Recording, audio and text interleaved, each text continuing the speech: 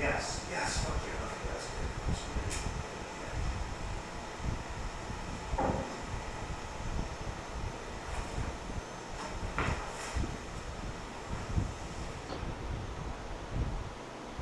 Test 1 2 1 2.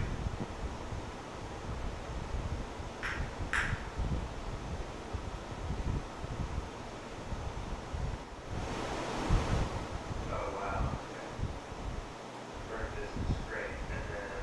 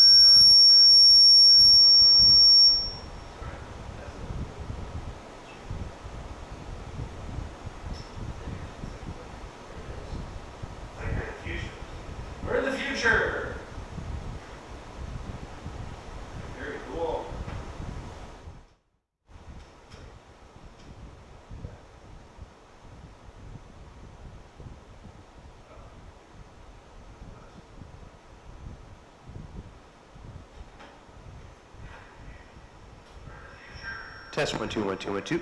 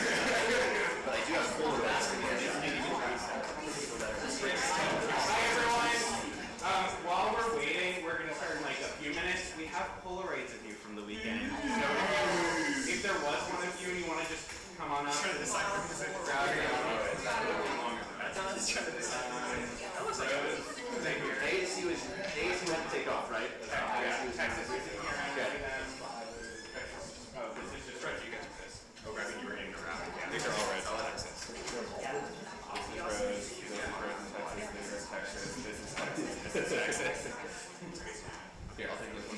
These are last, I'll take these in the separate file. American, are you here? Now we'll actually take the ASU ones. There you go.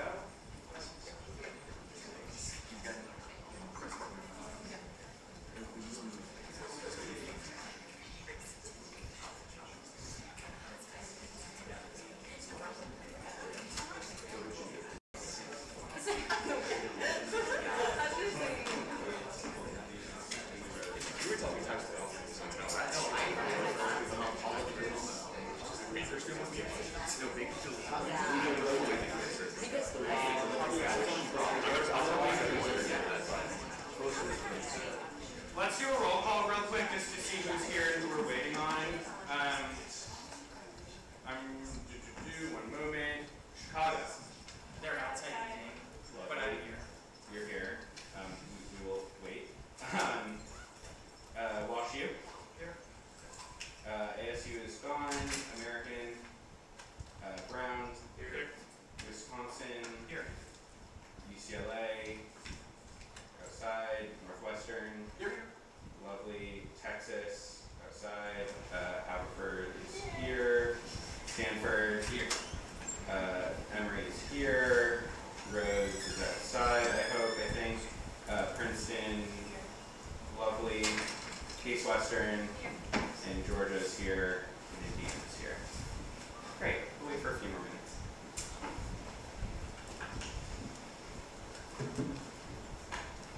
Got really silent.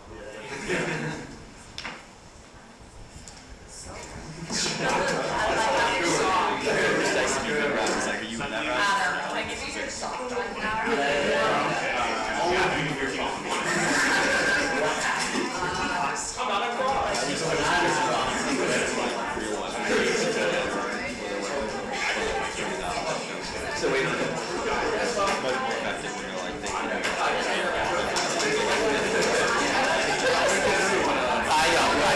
I agree.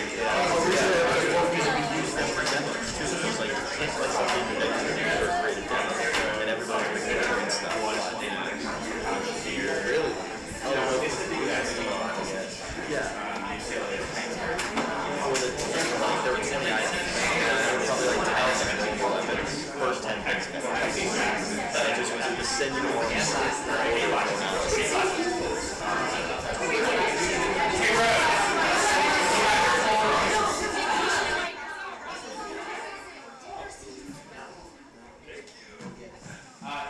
Texas, thank you so much. I'll let them fight for it.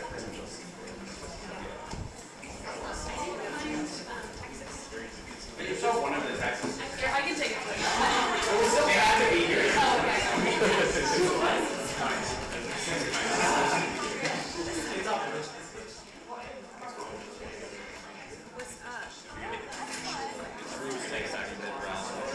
was trying to figure out if I was in his route, so I could get the details of what's happening. These are all your Polaroids, and this is just a graphic of Kristen, so you and Kristen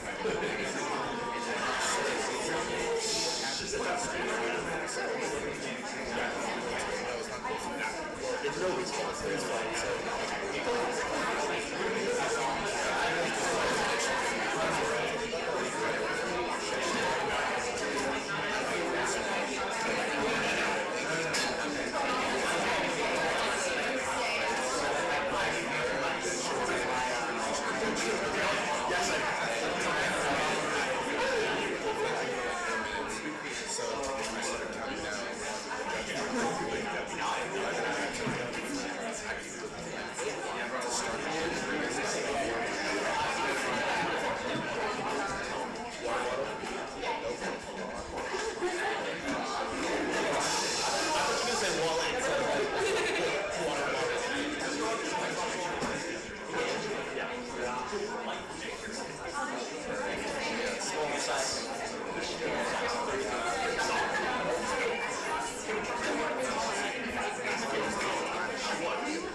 Let's do another roll call really quick just to make sure everyone's here, and then we'll get started. Chicago. Here. WashU.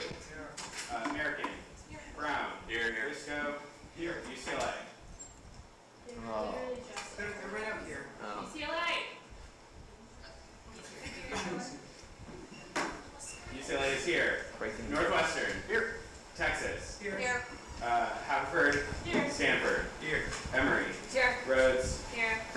Here. Case. Here.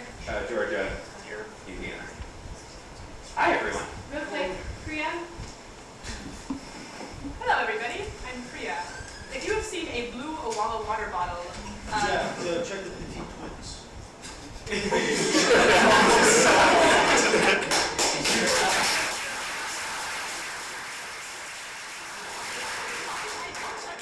So it was live. I know it was like a light blue. Yeah. We're in the house table on the left-hand side of the room. Today, right now? Oh yeah, T is in. Oh, go get it. What? Aaron's like, Okay, okay.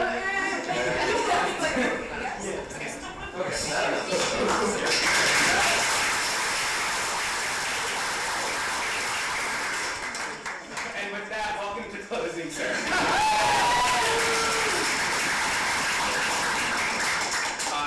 Thank you all for being here. Thank you all for an incredible weekend. I know I was able to watch rounds, and every single thing I saw this weekend was absolutely phenomenal. First and foremost, give yourself a round of applause.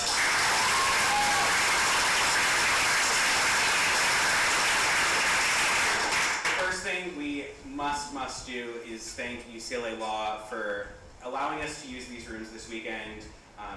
This tournament would not be possible without them, and so give it up for UCLA Law.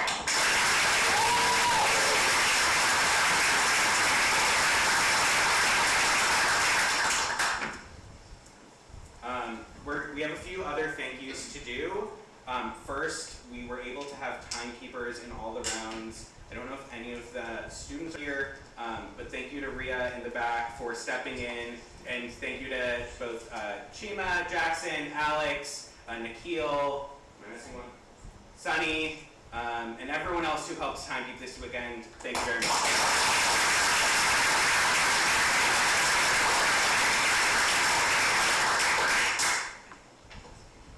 Okay, and then just a couple other thank yous. First of all, someone who couldn't be here today is Lydia Ferris. She did so much work to get everything ready up until this point. So let's give a big round of applause for her.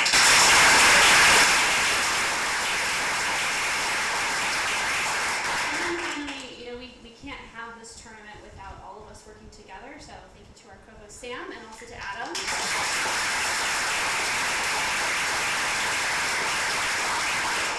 Also thank you to Brandon. This whole thing was his idea. That's why you're here. So.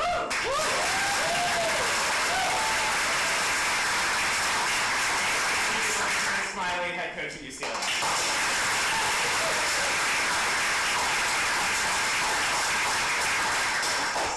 Great.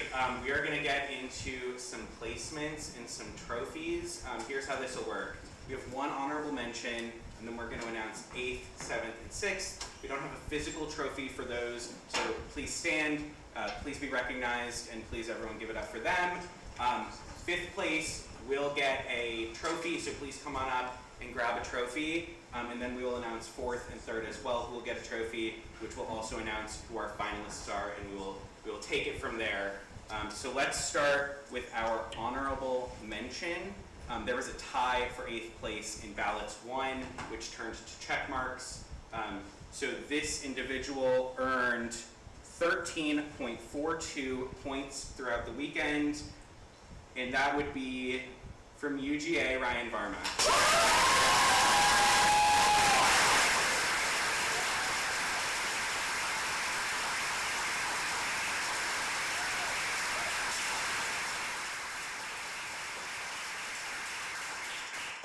In 8th place, also with 13.42 points, but with a little bit of a higher check mark, from Princeton, Charlotte Sullivan.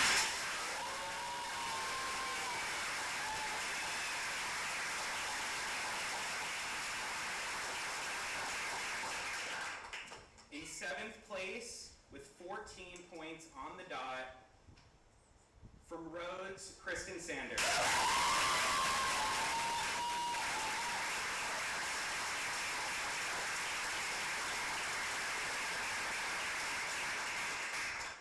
In 6th place, with 16.92 points, from Wisconsin, Blake Martin.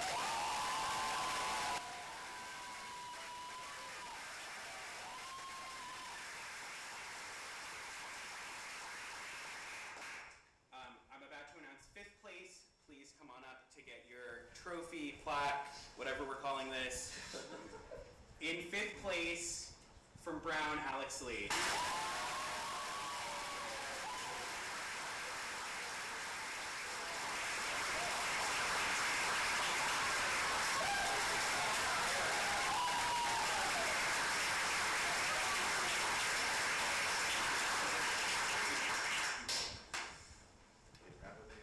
I know it.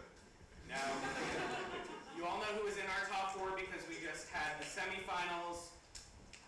In 4th place, from Northwestern, Rand Mayer.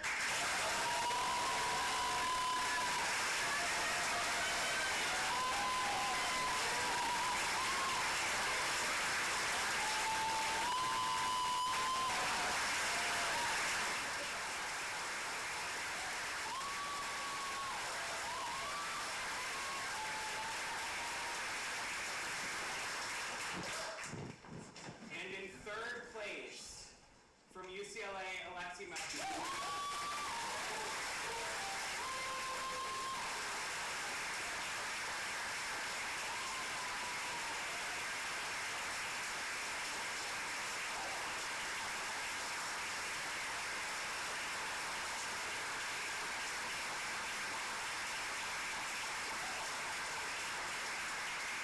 We're going to invite our finalists to come down one by one. Our second seed from Texas, Jackson Nichols.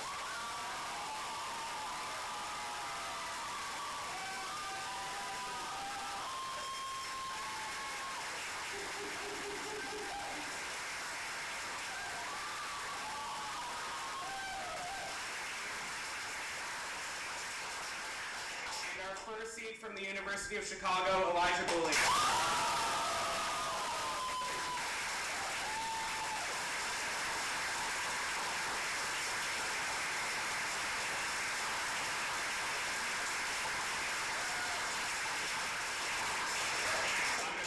Over to Sam to do the tab part. All right, well, both semifinals were close. They were both 3-2 decisions in favor of the folks in front of you. Since they were narrow, that means the seeds remain.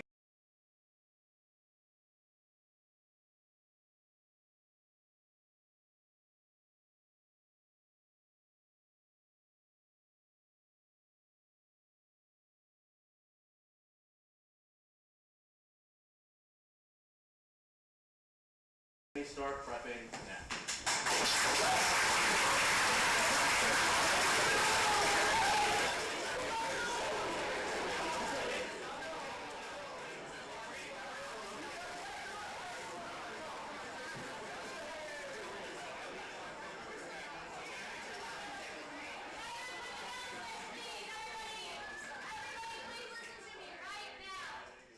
If you are going to be in this room to watch the finals, you cannot have your cell phone on because we have to preserve the Wi-Fi bandwidth to live stream it.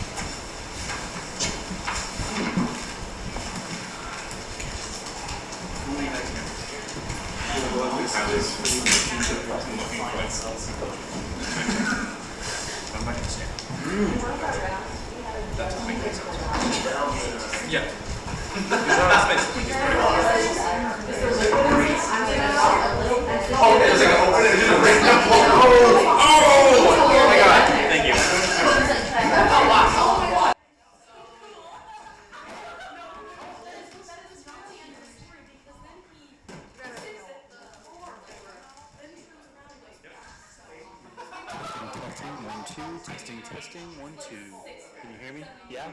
Pretty good? Hilarious though. I did love it.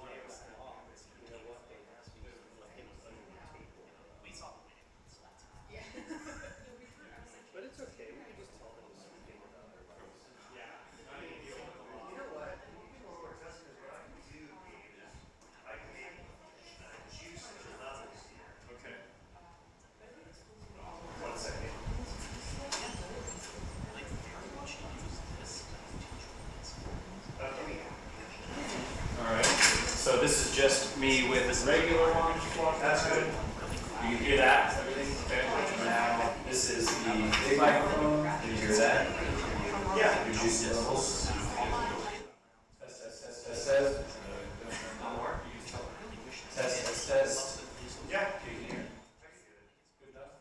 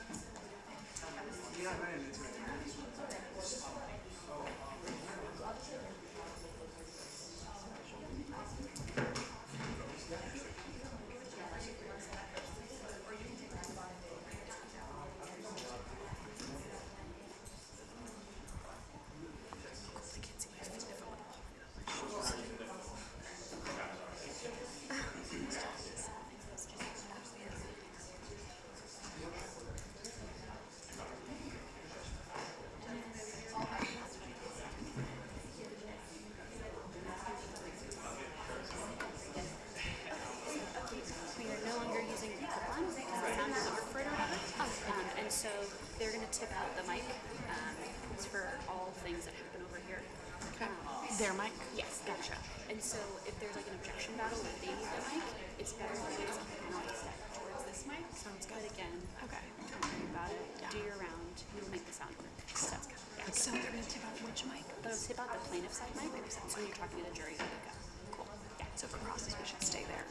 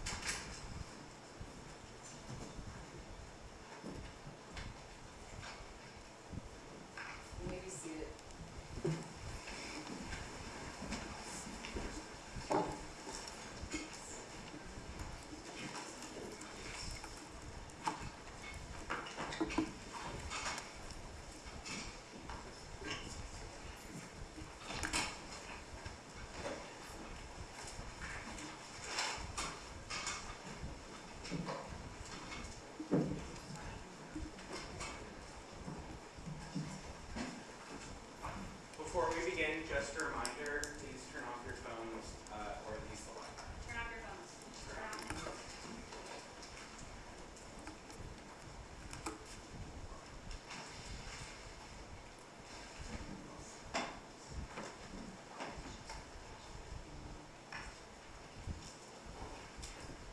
Good afternoon, everyone. My name is Judge Roshanaki Abdubi, and I will be presiding today on the case of the estate of A.J. Maloney versus Teddy Mothersburg. Are the parties ready to proceed? Yes, Your Honor. Yes, Your Honor. Okay, and let's start with plaintiff. Your Honor, we're actually the plaintiff in today's case. May we make introductions? Go ahead. Good afternoon. My name is Anderson Lynch. Today I'm joined by my co-counsel and colleagues, Ms. Brooke Jones, Good afternoon, Your Honor. Ms. Isaac Kidwatt, Good afternoon, Your Honor. and Mr. David Lee. Good afternoon, Your Honor. And together we represent the plaintiff in today's case, the estate of A.J. Maloney. Counsel the defendant. Yes, Your Honor. Good afternoon. My name is Prisha Mehta. Good afternoon, Your Honor. My name is Zoe Haug. Good afternoon, Your Honor. My name is Viva Chimangutta.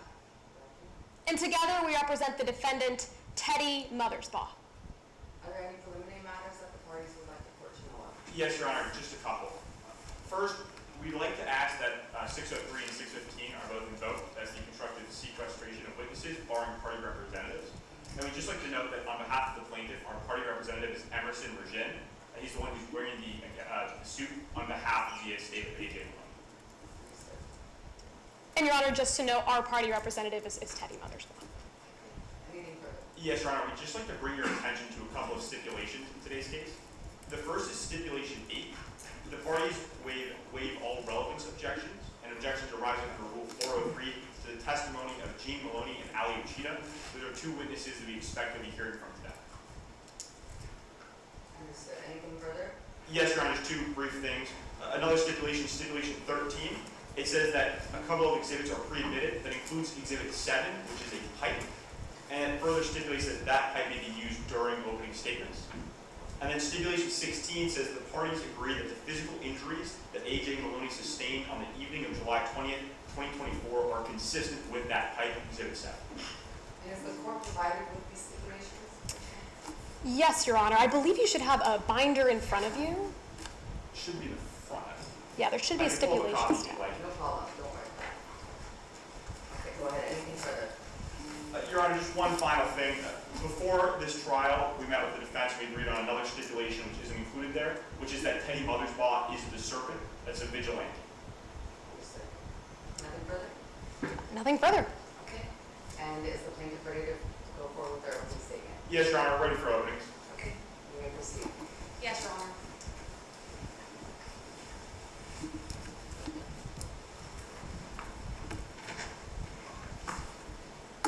Yes. May it please the court, Ms. Mehta, members of the jury. The defendant brought a pipe to a fist fight. It's July 20, 2020. A.J. Maloney is working his job as a bouncer at a local nightclub here in Morocco. He's checking people in, chatting with some of the regulars, maybe turning away some teenagers without ID. But out of the corner of his eye, he sees someone approaching. It's a local journalist who's been following him around, investigating him, harassing him at work for weeks. And on the night of the 20th, well, that journalist, he's agitated. He's yelling at Mr. Maloney, so Mr. Maloney, he does what he's taught. He escorts that journalist outside the club to an alley behind him. But back in that alley, well, things get physical. The two of them start fighting, and members of the jury, I won't lie to you, Mr. Maloney, he throws a few punches to him. But what Mr. Maloney doesn't know is that this isn't an even fight. That journalist brought back his boyfriend, the defendant in today's case, Teddy Mothersbaugh. Out of the shadows of that alley, the defendant runs up with a pipe, this pipe. He's wearing a mask, and he starts beating Mr. Maloney over and over and over again, harder and harder and harder, so hard that Mr. Maloney's brain starts bleeding, so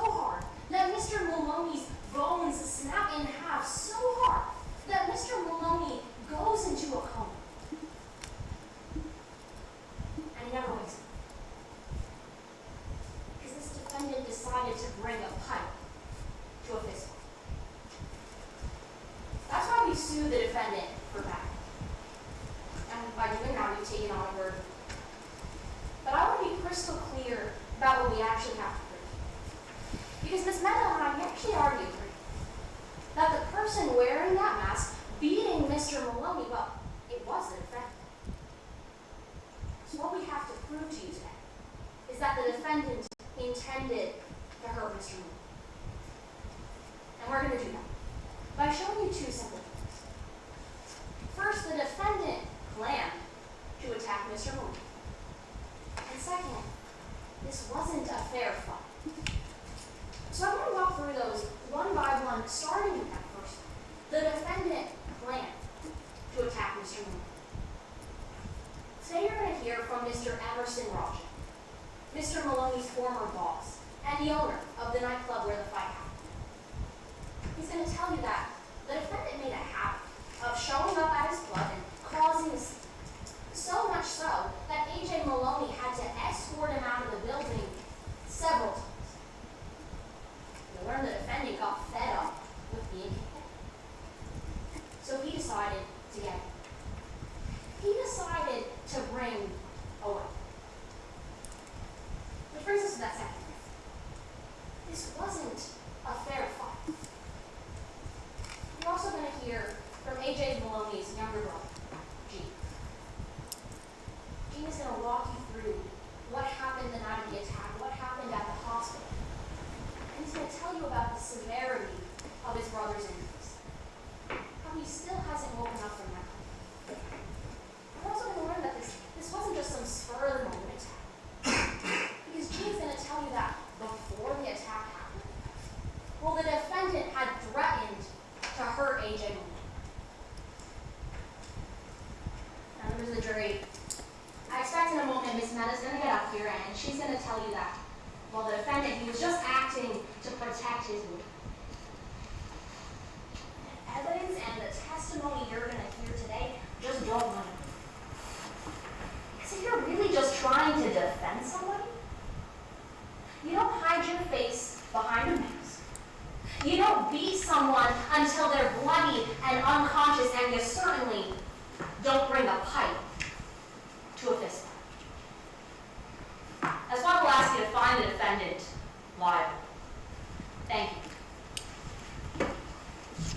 Thank you very much, counsel, for the defendant. Your opinion? Yes, Your Honor.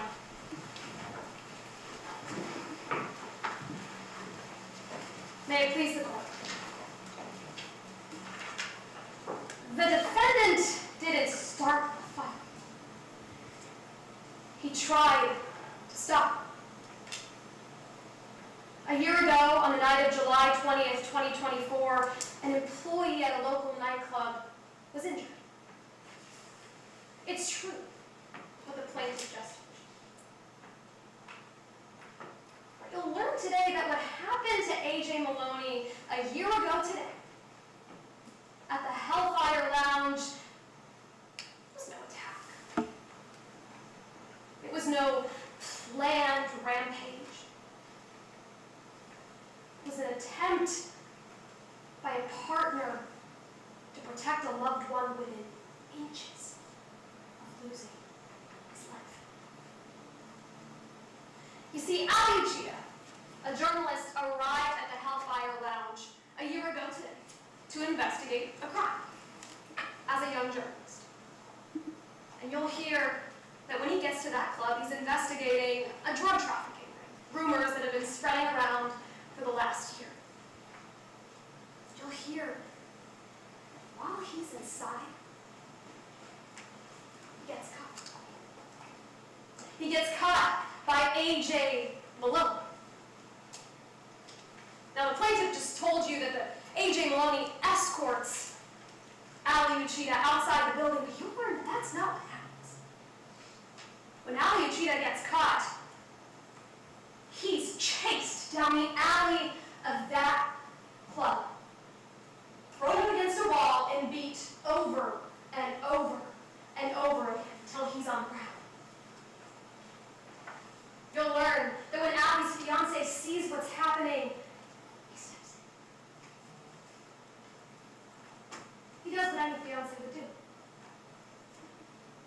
stops the fight. He grabs the closest weapon that he can find, and he saves it. Members of the jury, like you just heard from the plaintiff a few moments ago, we agree on a few things. We agree that Teddy Mothersbaugh caused A.J. Maloney's injuries. We disagree as well.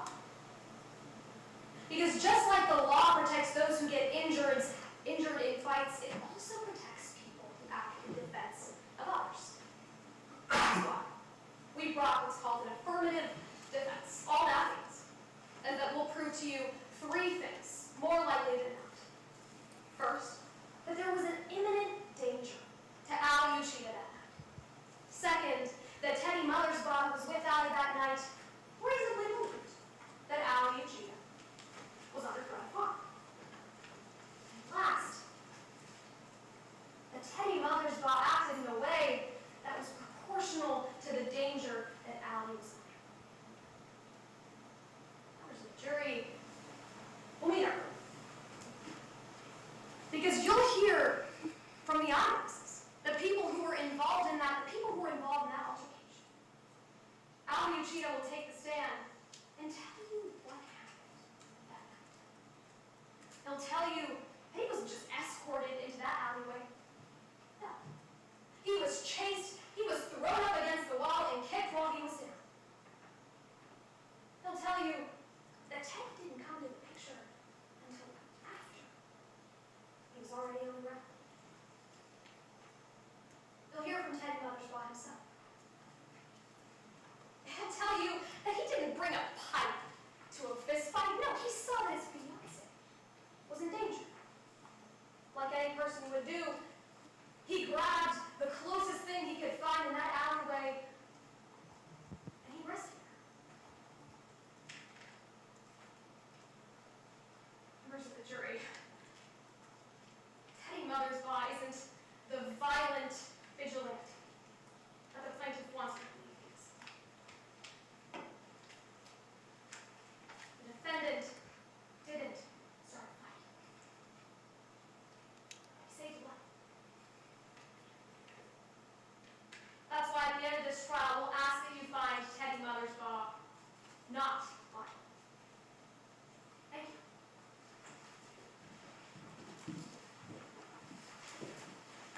Thank you to both parties. Is the plaintiff ready to present their first witness? Yes, Your Honor, we are. The plaintiff calls Gene Maloney to the stand.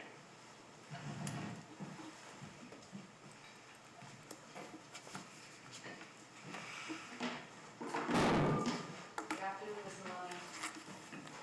Hi. Should I sit here?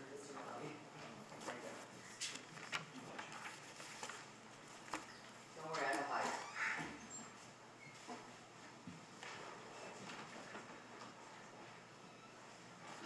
May we proceed? Go ahead.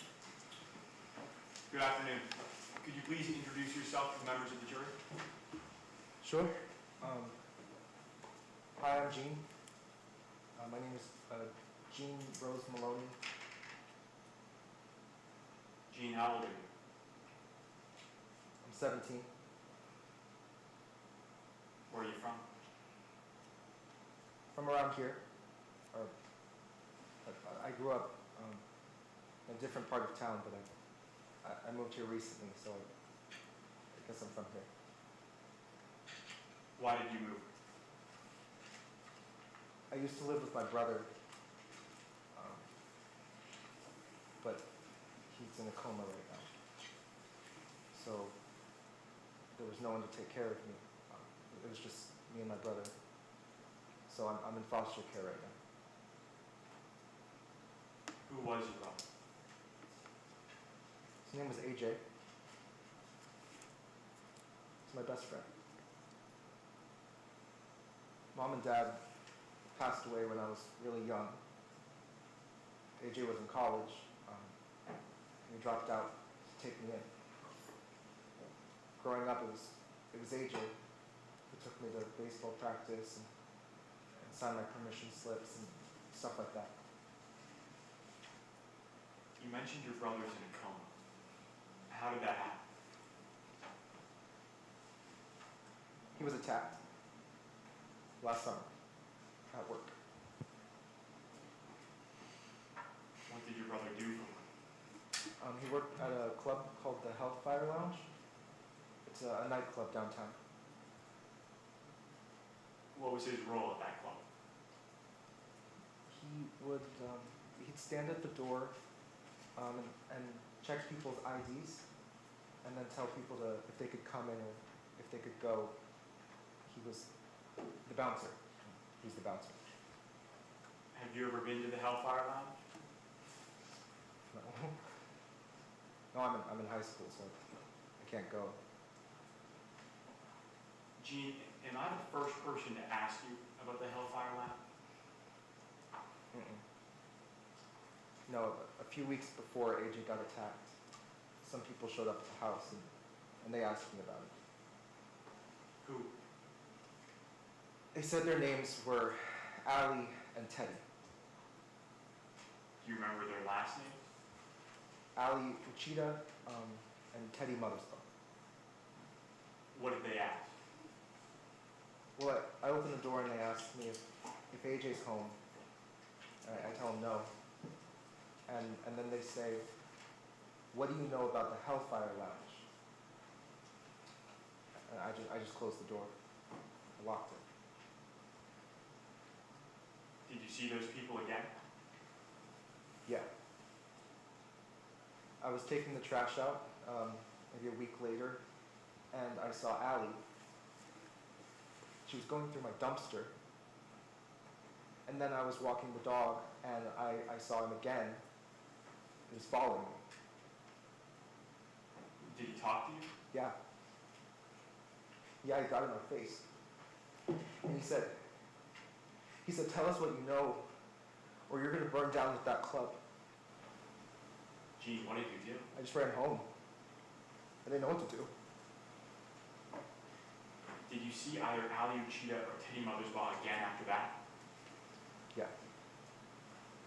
I saw Teddy at the hospital the day after he got attacked. Let's talk about that night.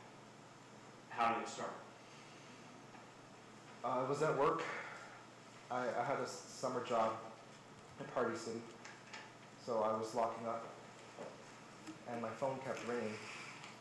I didn't recognize the number, so I just let it ring, but they kept calling. When I answered, someone from AJ's work, and he said he got hurt.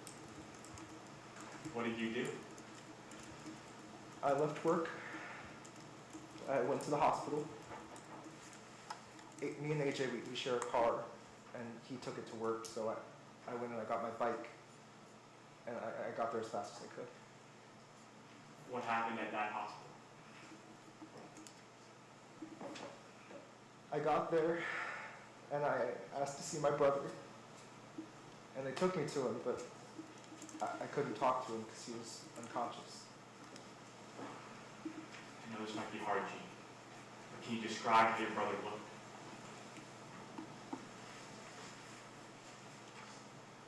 It's bad. He was on the bed, and there were tubes all over him, and his face was all swollen. His lips were busted open. His eyes were swollen shut. He wasn't moving. At first, I thought maybe they took me to the wrong room. It didn't look like my brother. Sir, did you do anything when you were in that room? I went up to his bed, and I put my hands on the bed like this, and then he started shaking, really hard. I didn't know what was going on, so I backed up, and the nurses came, and then they made me go out in the hallway, and they called the doctor. Gene, did you see anyone in that house? I saw Teddy. He came and he sat down next to me in the waiting room. What did the defendant say? He apologized. He looked at me, and his face was all messed up. He had a bruise on his face and a black eye, and he said he was sorry about my brother. And he was sorry for what happened at the club. Had you told the defendant what had happened to your brother at that time? No. No, I never said anything. I don't know how he knew that.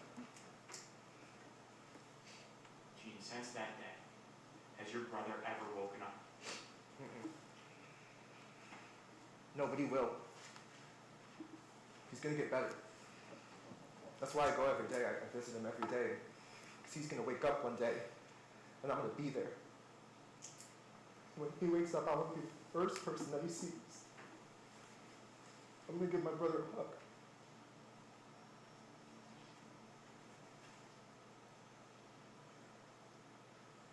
Thank you for your time, Gene. No further questions at this time, Your Honor. Thank you very much. I would offer you a tissue. Cross-examination, Yes, Your Honor. you may proceed.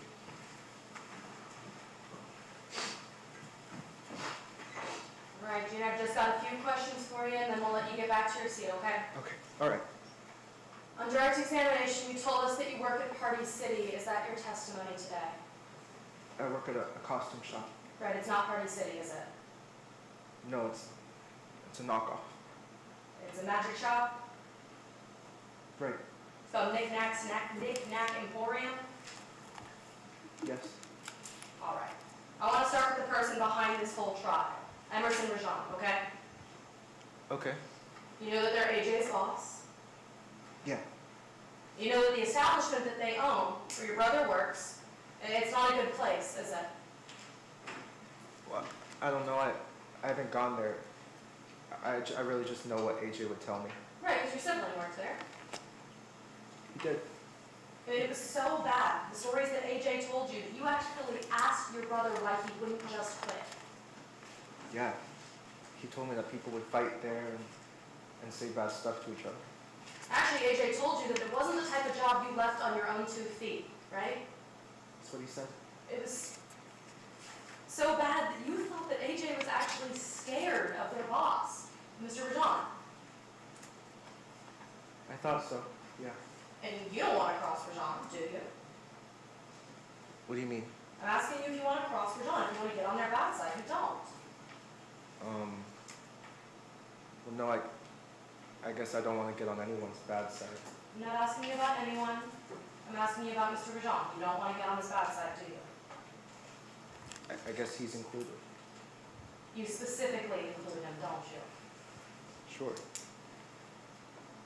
They're the person behind this whole trial, right? They're the administrator of your brother's estate? Yeah, the lawyers, they said that, because AJ got hurt at work, that his boss, he's able to, like, sue the guy that did it.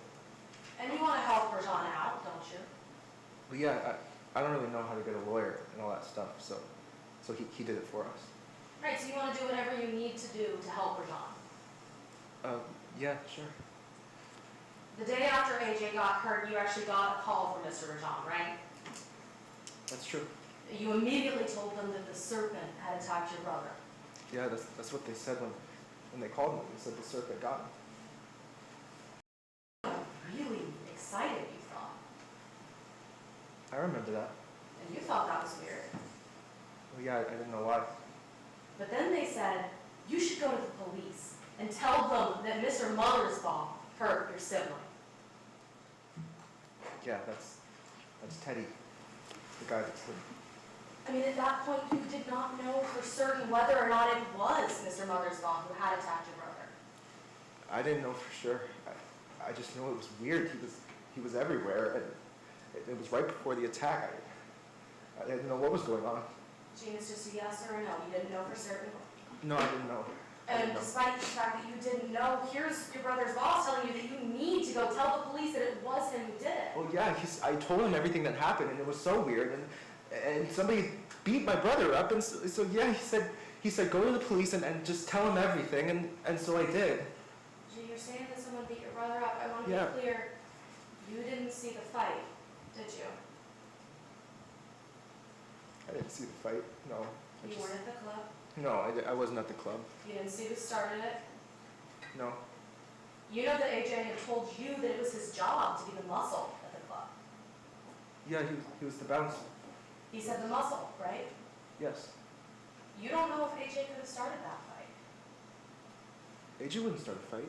I'm not asking you what you think could have happened. I'm asking you if you can tell us that he didn't. And you can't tell us that. No, AJ wouldn't do that. You're telling us AJ wouldn't do that? Would it surprise you to know that AJ had drugs in his system that night?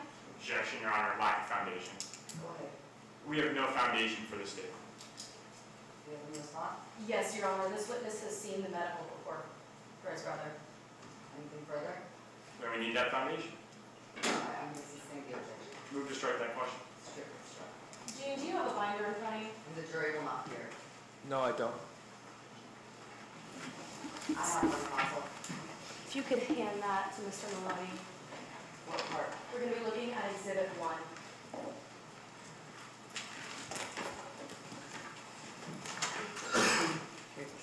Thanks. That's your brother's medical report, right? Yeah, It's a fair and accurate copy. what do you mean? It looks the same as the last time you saw it, doesn't it? Yeah, it looks the same. We move to enter Exhibit 1 into evidence pursuant to stipulation. We waived all objections. That's our understanding as well, without objection. Gene, your brother had cocaine, MDMA, and methamphetamines in his system that night, right? That's what it says. You don't know if that might have impaired his judgment.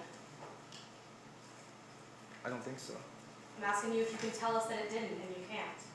Objection, Your Honor, under 702 calls for an expert conclusion. Anything you want to add to that, or just leave it?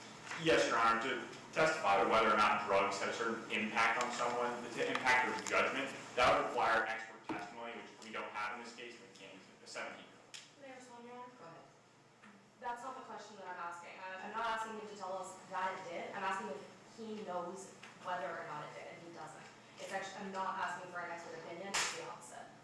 I'm going to sustain the objection. Again, you need to be sensitive to who it is that's on the stand right now. Okay, that's all? Yes, Your Honor. Move to strike that as well for record. From this point on, it will be stricken from the record. The jurors will act as if they didn't hear the answer to the question. Yes, Your Honor. Ever since the fight that night, Mr. Rajan has been helping you out, right? Yeah, he has. And he's been paying for the trial. Mm-hmm. He kind of took over, and so he helped us get lawyers. He's been looking out for me. He drives me to classes and stuff like that. We'll get to that in a minute. He's been paying for AJ's medical bills, though, right? Mm-hmm. Yes. Yes. You're pretty grateful for Rajan's help, aren't you? Yeah. You feel indebted to him? I think so. He really helped me out a lot. Right, you hope that you make enough money from this trial to pay back Mr. Rajan? I would, yeah. I don't want to take a handout. I want to pay him back for what he gave me. In your words, you're willing to say whatever you have to. Sure, I'll say whatever. I'll do whatever. I've been picking up extra shifts, and I'm trying to save up so I can give him money back. Gene, I'm actually asking about your testimony today. You'll say whatever, right? I mean, I'll help him. Yeah. You'll say whatever to help him. Is a yes?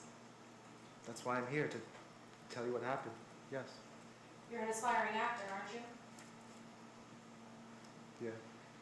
You've been taking acting classes? I want to be like Leonardo DiCaprio.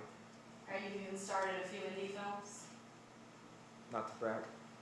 Rajan's been paying for those classes too now, right? Yeah, he has. You hope that your testimony today, it ruins Mr. Mothersbaugh's life. He almost killed my brother, so yeah, I do. It's a yes. You want to ruin his life? I do. Thank you. No further questions. Is there any redirect? There is, Your Honor.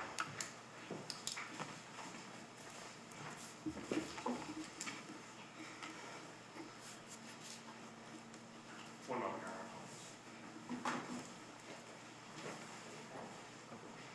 Can you actually keep that with you? Oh, you want me? Yes, Your Honor. Just kidding.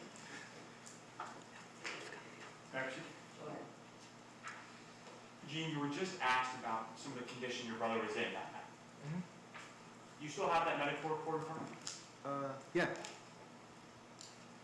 you go to the first page, that part with noted injuries, could you read out what it says for the jury? Blunt force trauma to head, torso, and extremities. Fractures, right humerus, left foot, right ribs, left clavicle, right shoulder dislocation, bruising across upper spine, cervical region, internal abdominal bleeding, intracranial hemorrhage. Does that sound about what you saw in the hospital lab? That's what I saw. It's horrible. I didn't even recognize it. Gene, why was your brother working at that lounge? It's his job. It was what we could get. We had to pay the bills somehow, and so we could go to work.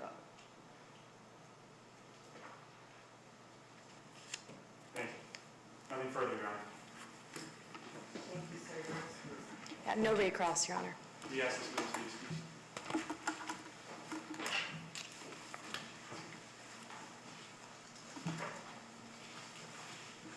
At this time, does the plaintiff have any other witnesses they would like to introduce? Your Honor, it's our understanding that in this jurisdiction, the defense calls their witness now, and then we go back. We do have another witness, but not at this time. Go ahead, Counsel Defendant. Yes, Your Honor. The defense calls Ali Uchida to the stand.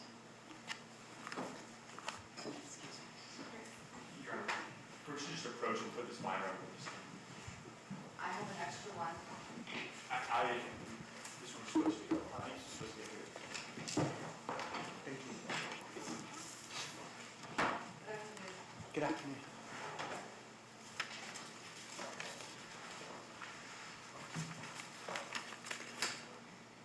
Good afternoon. Can you introduce yourself to the jury? Of course I can. Hi there. My name is Ali Uchida. What do you do for a living? Well, I'm an investigative journalist. I report for the Morado Times. How did you end up at the Morado Times? Okay, well, it's not my proudest story. You know, everybody's got to get their start somewhere. I started in the gossip column, you know, reporting on botched plastic surgery, scandals, that kind of thing. I mean, no hate to Hollywood. Really makes the world go round. But, you know, I'm glad to finally be doing what I've always wanted. What have you always wanted to do? Investigate. Yeah. Truth be told, when I was younger, I wanted to be a detective, but I loved writing too much, you know, and police reports just wasn't going to cut it, so I became an investigative journalist. What sorts of things do you investigate, Mr. Uchida? Well, let me tell you, corruption, politics, organized crime, anything that I think that people should really know about. How are you connected to this case? Yeah, I was investigating this club, the Hellfire Lounge, and I got attacked by one of the bouncers, AJ Malone. Before we talk about the attack, Mr. Uchida, let's talk about your investigation. Sure. Why were you investigating the Hellfire Lounge? Yeah, so I had gotten some sources that suggested that it was more than just a club, you know, that there was an underground drug ring going on. Objection at this time to hearsay, specifically to the statements. Go ahead. Your Honor, that's our objection. Specifically, they're inadmissible under Rule 802, which bars the admissibility of any out-of-court statements made by a non-party owner. Any response? Yes, Your Honor. This is not offered for the truth of the matter asserted. We're simply getting into how and why Mr. Uchida was investigating that night, so it's for subsequent action. Response on those grounds? Go ahead. Your Honor, Ms. May's opening statement was actually very explicit about this. This is the exact reason that they're proffering Mr. Uchida was in the club in the first place. They're proffering that it was because he was investigating this drug ring. Certainly they're offering these out-of-court statements for the truth of the matter asserted. Under Rule 802, they're not admissible. Anything further? Your Honor, we're offering these statements to explain why Mr. Uchida was investigating, not that there was in fact a drug trafficking ring for subsequent action. That's why it was brought up in the open. I think on those grounds, I'm going to overrule your objection. Yes, Your Honor. Again, why were you investigating the Hellfire Lounge?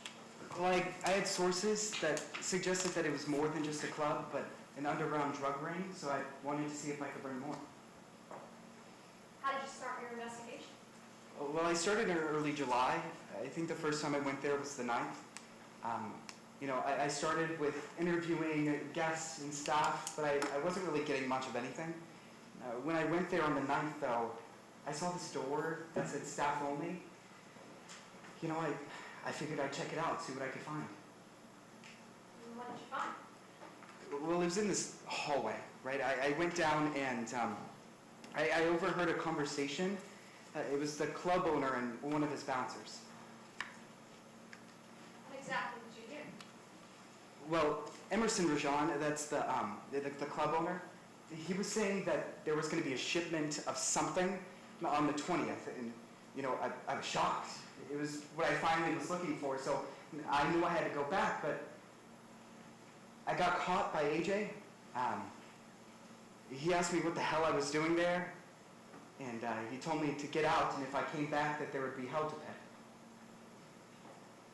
Did you ever come back to the Hellfire Lounge? Of course I did. All I had was word at that point. I needed something physical, and so I went back on the 20th to see if I could find anything else, and I did.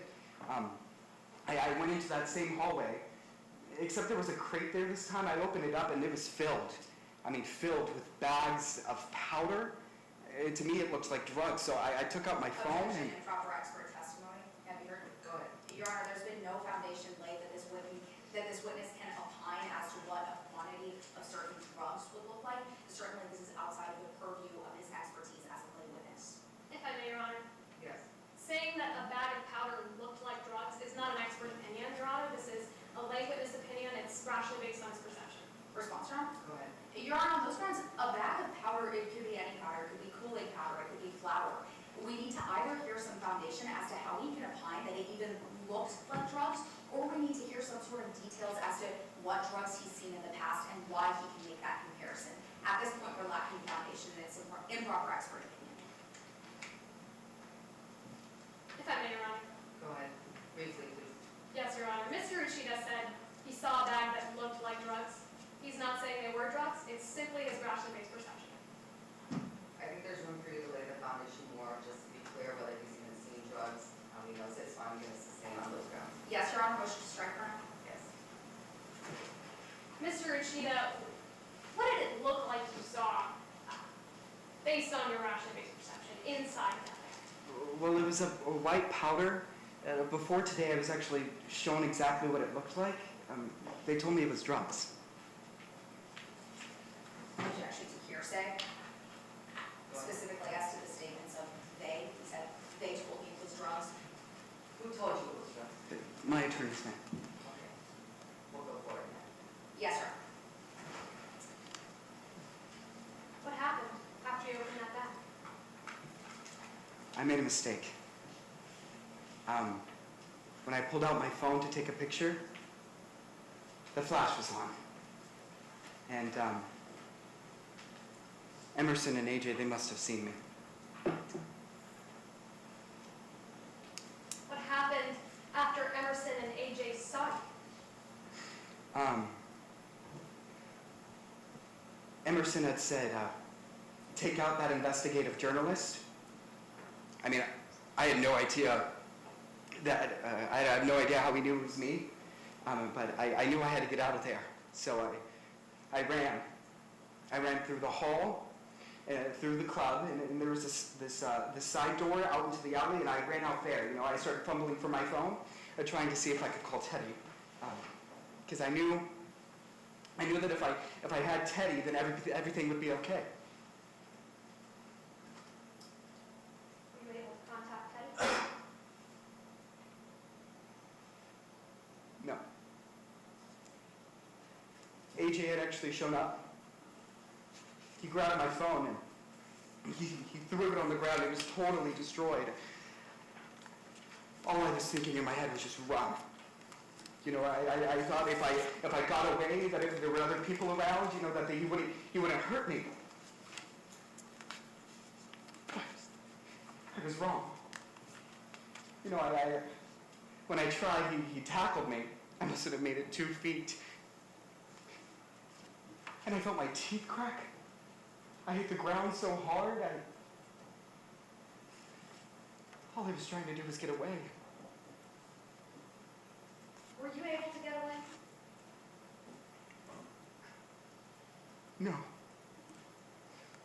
I was crawling at that point, you know, trying anything, any desperate attempt to try and get away, but he kept on pulling me back to the club. He grabbed my arm, and he just yanked it. I heard it pop, you know? And somehow I got up to my feet, and then he just throws me into the wall, and I hit the pavement again, and I just feel it. Pavement up against my face. It's so hot, and all I was thinking to myself was like, oh God. This is really it? I was just trying to do my job. Mr. Uchida, what happened after A.J. Maloney slammed you up against the brick wall? Teddy showed up. And he pulled AJ off of me. But at that point, I was just going in and out. My vision was white. I could hardly see. Objection at this time to lack of foundation as to how he knew that this person was Teddy Mothersbaugh. In response? Your Honor, Teddy Mothersbaugh is Ali Uchida's partner, and we've established that they were together in this investigation, that he knows what Teddy looks like, Your Honor. Response? Your Honor, as far as we've heard at this point, his face was pressed against the floor. We also have it on a good faith basis that the person was actually wearing a mask. We just need to hear a little bit more foundation as to how he knows this person was in fact Teddy Mothersbaugh. And I think I'll give you all the opportunity you need on your cross-examination to get that. Sounds good, Your Honor. I'll overrule the objection. Yes, Your Honor. Mr. Uchida, what happened after A.J. slammed you up against the wall? Teddy showed up. And thank God he did. Because he pulled AJ off of me, and, you know, they both got a couple of licks in, but honestly, I can't really tell you much. My vision was white. I was hurting so bad. The next thing I remember was waking up in the hospital. Mr. Uchida, what happened in the hospital? I woke up. Teddy was right next to me, holding my hand, and I just saw the look in his eyes. You know. And when he finally fell asleep, I was just there, sobbing. I can't believe he had to see me go through that. You know, he saved my life. Thank God he did. Thank you, Mr. Uchida. Nothing further. Counsel for defense or cross? Yes, Your Honor. Does anybody have a tissue? No. I'm sorry. I know, I appreciate that. Thank you. Proceed. Go ahead. Mr. Uchida, how do you think you can get far in life? I'm sorry? Sir, you think that the way you get far in life is by lying? True? No, ma'am. Sir, you were creating an affidavit in preparation for today's trial, right? I do. Could you check that binder right in front of you? Sure. Try and find that affidavit for me. It should be tapped with a link. Yeah, I see it here. Sir, I want you to flip through that affidavit and make sure that everything in that affidavit is fair and accurate. It looks like it. Your signature's on the last page. Yeah, I see it right here. Everything in that affidavit is true and accurate to what you were going to testify to today. Yeah.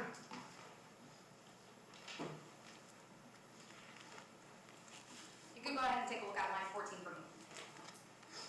I'm going to read out loud and follow along silently, all right? All right. It turns out being really good at lying can get you really far. I read that correctly, right?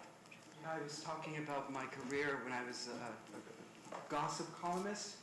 You know, my manager, she wanted to make sure that I was sensationalizing the stories so people would read them. Sir, it turns out that being really good at lying can get you really far. Ma'am, I'm sorry, but I know the difference between a gossip columnist and telling you how I was attacked that night. I don't think that's fair. Let's talk about whether or not there's a difference, because Mr. Uchida, you're quite the storyteller. I mean, I write papers, yeah? You know how to sell a story. Yeah, it's my job as a journalist. Mr. Uchino, the way that you sell a story, well, it's by twisting real-life details to make the facts more interesting. Again, ma'am, that's when I was working for PMZ. I'm a different person now. I'm doing good for the city. You're a different person now, sir. What you believe today is that the way you sell a story is by making that story about suffering. That's what it appears to be. Everybody's asking me about that night. All I want to do is just leave it in the past, but every single time I get close enough to do so, people always bring it up. I'm always getting asked to be on talk shows, to write papers about it. That's my question. The way that you sell a story is by making it about suffering. That's what it seems to be then. Well, then I want to talk about whether or not you're trying to sell us a story today, because you agree with me that suffering is relative, right? Excuse me? You'd agree with me that suffering, it can be relative. I'm not sure what you mean, ma'am. Some people can suffer more than others. True. Sure? Some people can suffer less. Sure. Mr. Regina, the truth is that A.J. Maloney suffered far more than you did. I'm sorry. Objection, Your Honor, to calls for speculation. Go ahead. Your Honor, the question was that A.J. Maloney suffered far more than you did. That's not something that this witness can know. Response to it. Your Honor, this witness is an eyewitness and rather a party in this altercation, in this fight. Certainly he can testify as to who received more injuries. But I do think that it's a little bit prejudicial against him to say the word suffered. That's a very vague kind of word and overbroad, so maybe you want to... Your Honor, both parties have actually waived any objections to prejudicial or any objections arising under Rule 403 on. I think it's a very vague use of the word suffered. So Yes, if you Your want to Honor. elaborate into that, and Sure. we'll withdraw the question and just move forward, okay? Move to strike that question. Yes. Sir, A.J. Maloney, he's in a coma. True? Yes. You're not in a coma. No. Today, July 20th, it actually marks 365 days that A.J. Maloney has been in a hospital. Yes, ma'am. Mr. Uchida, the doctors told you that you could leave the hospital the same night you got there. They did. They said you could leave because you only had a couple bruises. That's what they said. Today you're telling us that Teddy Mothersbaugh saved you, right? Yes, ma'am. Saved you from what, those bruises? No, ma'am. From A.J. Maloney. The truth, Mr. Uchida, is that you actually got those bruises before the defendant got to the scene of that crime. Yes, ma'am. I was getting beaten by A.J. before Teddy showed up. You're right. Well, you fell to the ground. I did not fall to the ground. He threw me to the ground, You ma'am. were on the ground, sir. Yes, ma'am. You don't even know how long you were lying on the ground. No, it could have been seconds, minutes. I couldn't tell you. Could have been seconds, could have been minutes. Mr. Lynch, could I get you to lie down on the ground? I'm gonna go ahead and start a timer for 10 seconds.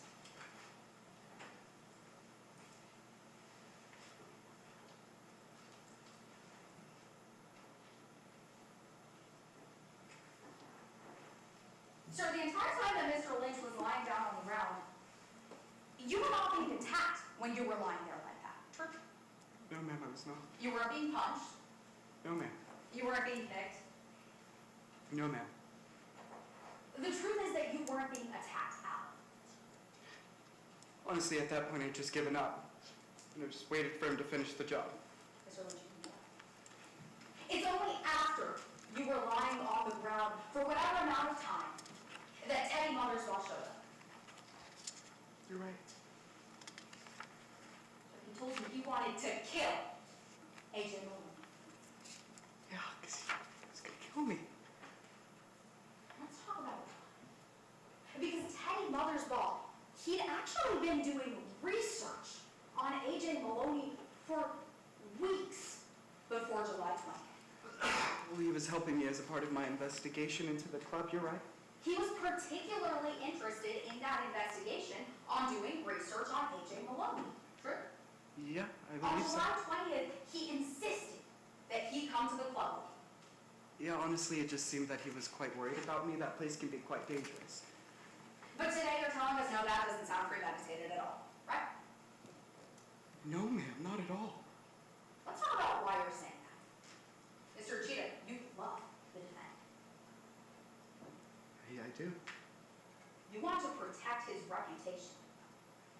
course. Mr. Gina, you'd agree with me that, well, good press for your boyfriend. That's good press for you. If you mean that people have been dragging me to talk shows, yeah. That's a yes to my question. Good press for your boyfriend is good press for you. Yes, ma'am. Nothing further. Any redirect? Yes, Your Honor, briefly. Go ahead.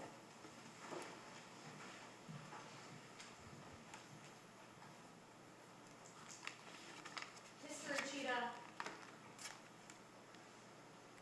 what happened before Teddy Mothersbaugh showed up that night in the alley? AJ attacked. He yanked my shoulder, threw me up against the wall, on the ground, and I honestly thought he was going to kill me.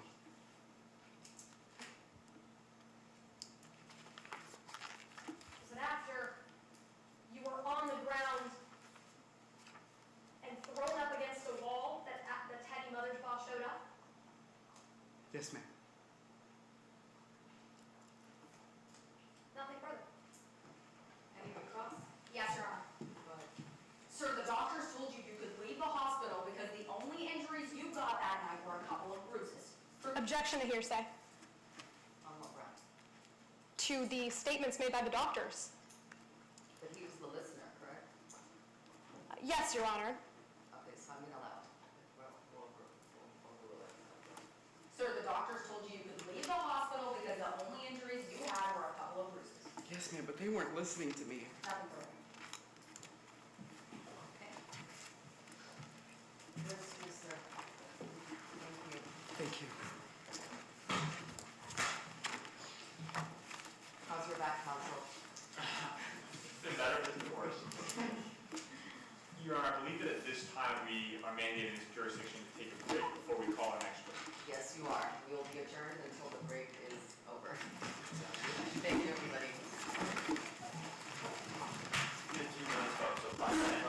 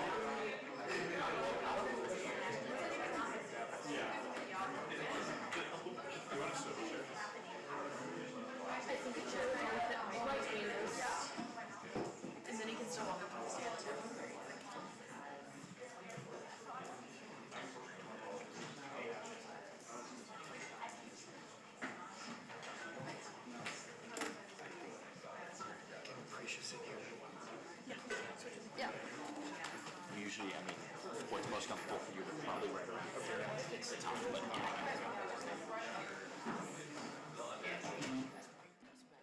Awesome, thank you so much. We're not doing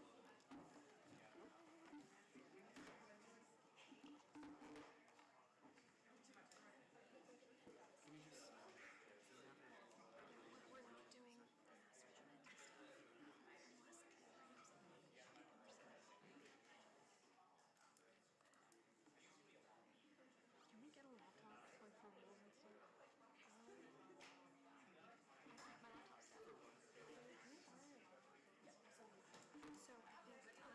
for rules and stuff? My laptop's dead. So, I think, no, but I just have this stuff.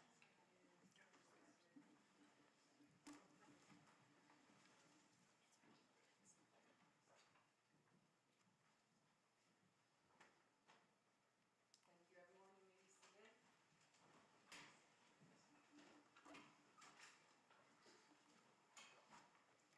Counsel the plaintiff, ready for your next witness?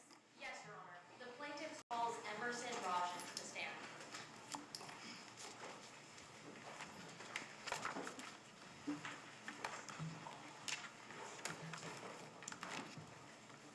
Exie? Go ahead. Good afternoon. Can you please introduce yourself to the jury? Good afternoon. My name is Emerson Rajan. Pleasure to meet you. What do you do for a living, sir?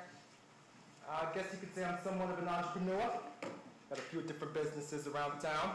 Got a laundromat, payday lender, but I stay busy running my club. What's your club? Hellfire.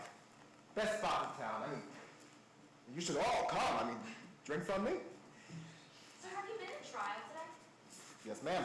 Have you heard some of the accusations that people are making about your club and its connection to drugs? I have. Sir, is any of that true? No, ma'am. Well, then why are you here in court today? I'm here because one of my employees got attacked. So I'm suing the guy that did it. Why are you suing the guy who did it? Well, it's a part of our employment contract. We write it in so that if somebody becomes incapacitated at the club, then I become executive of their estate. Why do you write that into your contract? To protect them. I like to hire guys that are looking for a second chance.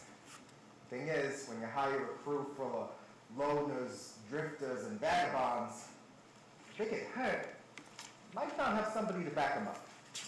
That's where I come in. You said you try to hire people who need second chances. Why? Because I got one. I know it looks like I made up nice, but truth is, I ain't squeaky clean. I got a rap sheet just like the rest of my guys. You tell people that, and I don't know, they look at you different. They think you served time, so you're a rat. They write you off. I hate that. Was AJ Maloney one of those people you gave a second chance? Yeah. I remember when Maloney showed up for his interview. He had a sleeve of tattoos, combat boots, and he was wearing a t-shirt with a panda on it, smoking a J. Now other guys, they might have seen that and thought, oh, I can't manage him. But I don't know. He had moxie. I liked him, so I put him on security. Now that we've talked about Mr. Maloney, I want to talk about his attack. How do you know the defendant? Teddy. Here's the thing. Teddy and his little boyfriend, they've been harassing my club for the months leading up to Maloney's attack. But, see, I catch him going through my garage, interviewing my regulars, breathing down the neck of my employees. I mean, it was a witch hunt. And Maloney got the worst of it. What do you mean Maloney got the worst of it? Well, that was his job, right? When people got out of hand or got rowdy, it was his job to kick them out. I mean, after the first couple times, Teddy and Maloney, they had this whole song and dance, right? He'd drag them out the club, and Teddy would be kicking and screaming. So before the night of the attack, when was the last time you saw the defendant at your club? July 19th, the day before. What happened that night? Well, I was getting ready for the big anniversary party. 1 year of Hellfire. What we do? So I'm checking the schedule, I'm making sure everything's in order. I go down to the cellar to look at the inventory, and who do I find but Teddy fucking Mothersbaugh. Did he say anything to you? No, he just turned around and his face got all white and his eyes were all big like I caught him. What happened next? Well, I think, Teddy, what are you doing in here? Get out of here. I called Maloney to get him out. What happened as Mr. Maloney was bringing him out? Well, Teddy stopped yelling. Puts him in a full Nelson, stops dragging him out the back door towards the alley. Sir, you said earlier that Mr. Maloney would yell about your club, or the defendant would yell about your club pretty regularly. Was this just his regular screaming? No, this was different. Earlier, he would just curse or insult you, right? This time he threatened Maloney. What did he say? Something like, oh, big guy, oh, big man want to kick me out the club. Well, tomorrow I'm coming back. Tomorrow it's going to be an even playing field. That's what Teddy said. Did Maloney say anything back? No, he's a pro. He just dragged him out to the alley, pushed him out there, and then I stood by the door because I wanted to make sure he left. Sir, while you were watching the defendant in that alley, did you see him do anything? Yeah. At first, Teddy was sort of stumbling back and forth. Then I see him look down at the ground like he's looking for something. He walks over to the dumpster, reaches inside, and pulls out like a metal pipe. Sir, does this look like the pipe he pulled out? That's it. That's the one. Your Honor, let the record reflect on the Objection, Your Honor, to a lack of foundation. Your Honor, this witness testified that he saw Mr. Mothersbaugh pulling a pipe out of the dumpster, and then just testified that this is the same pipe he saw being pulled out of the dumpster. This lacks foundation. There are no identifying characteristics to how this pipe is that pipe. Response, Your Honor? Go ahead.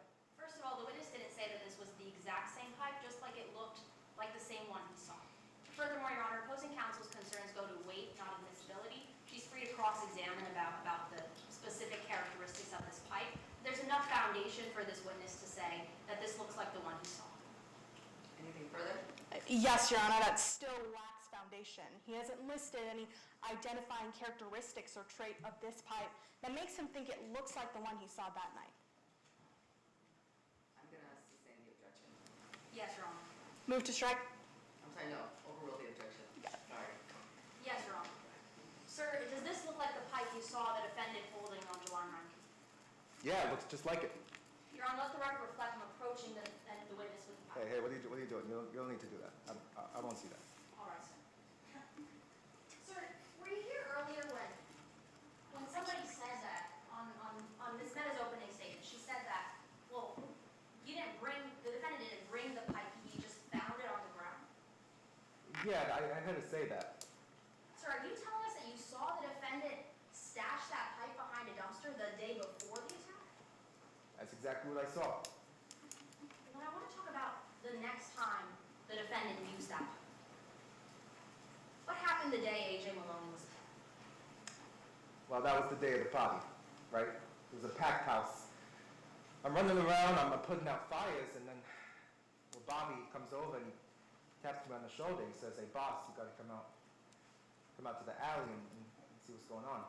Did you go? Yeah, I went. It's horrible. 2 people unconscious. Did you tell who they were?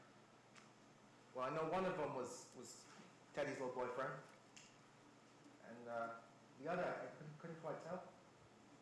Their face was all messed up, but I got a little closer and I realized that was Maloney.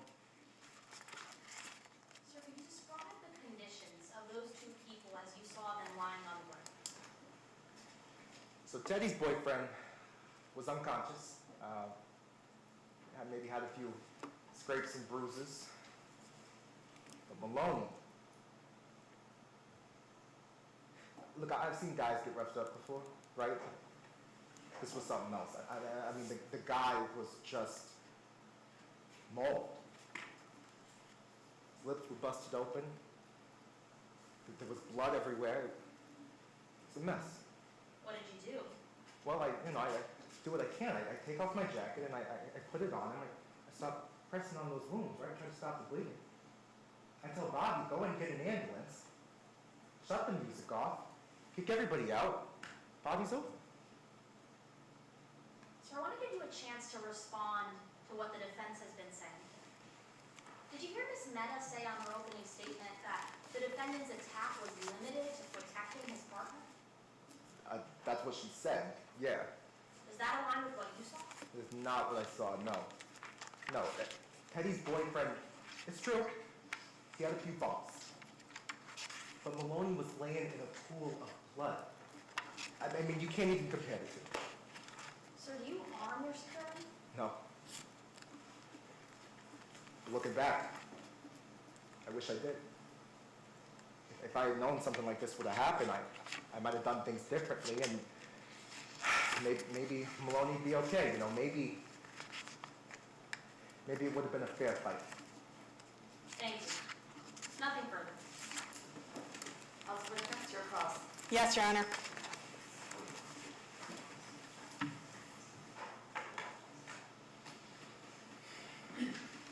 Mr. Rajan, let's make something abundantly clear. Alrighty?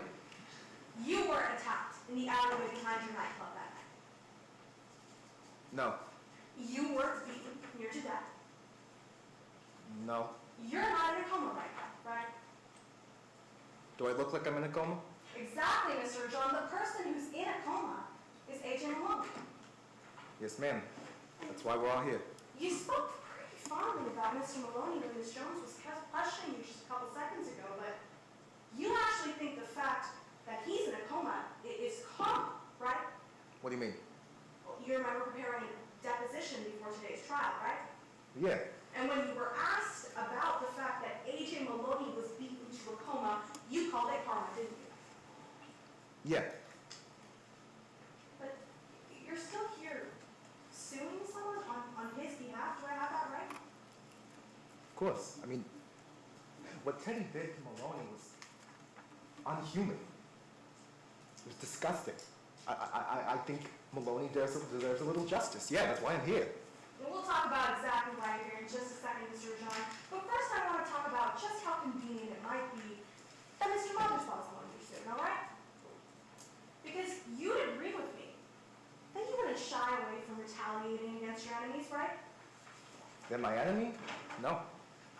You'd also agree with me that the man sitting in this chair, he's an enemy of yours. Teddy's absolutely an enemy. As a matter of fact, Mr. Rajan, he's two of your enemies. I just see one of them. Well, he's Mr. Mothersbaugh, the person sitting in this chair. Yes. And he's also the masked vigilante you take issue with for attacking your club, correct? That's what I heard, yeah. Now, let's start with Mr. Mothersbaugh for a second, because you don't particularly like the man sitting in this chair. No, we're a family at Hellfire. If you harm one of my own, I don't like it. Mr. Rajan, that's not the only reason you dislike Mr. Mothersbaugh, is it? I mean, well, the guy's a narc, for one. Your company has been trying to merge with Mr. Mothersbaugh's company for years, right? That's true. That would result in billions of dollars for your company, I sure hope so. millions of dollars for you personally. Probably. The reason that merger hasn't gone through is because Mr. Mothersbaugh keeps blocking it. I have that right? This is true. He sits on the board. He's got veto power. I want to talk about the other version of Mr. Mothersbaugh, that masked vigilante, all right? All right? Because you agree that he's been hurting your club quite a bit, right? Yeah. I mean, he's harassing us. Intimidating my customers, getting in the face of my employees. I mean, it's ridiculous. So, you take issue with Mr. Mothersbaugh. I do. It's fair to say you want the serpent gone. Yeah, I want this guy held accountable. Two birds with one stone seems pretty convenient, doesn't it, Mr. Rajan? I mean, he's just one guy. I don't get your metaphor here. Of course, Mr. Rajan. I want to talk about why you might be taking this stand today and testifying specifically against Mr. Mothersbaugh, because you mentioned an investigation, right? What investigation? You mentioned that Ali Uchida and Mr. Mothersbaugh were poking around your nightclub. Yeah, causing all this trouble. I want to talk about why that might matter, because your reputation is pretty important, right? Well, of course. You know, that's how you do business, with the shake of the hand. You told us that you came up here and you brought this suit because you care about what happened to AJ Malone, right? I absolutely care about Malone. The truth is that you brought this suit because you felt obligated to, right? Oh, I am obligated, right, it's The in truth contract. is, Point of order, Your Honor, I just asked that opposing counsel allow my witness to finish his answer. I was gonna say just the thing. yes, Your Honor. Thank you. The truth is, Mr. Jean, that you brought this suit to court today so that people would trust you, right? What do you mean? Is it not your testimony that you brought this suit to court today so that people would trust you? Can you explain what you mean? Surely I can. If you go ahead and open up that binder to your deposition. All right. Which page? It should be line 71. Thank you.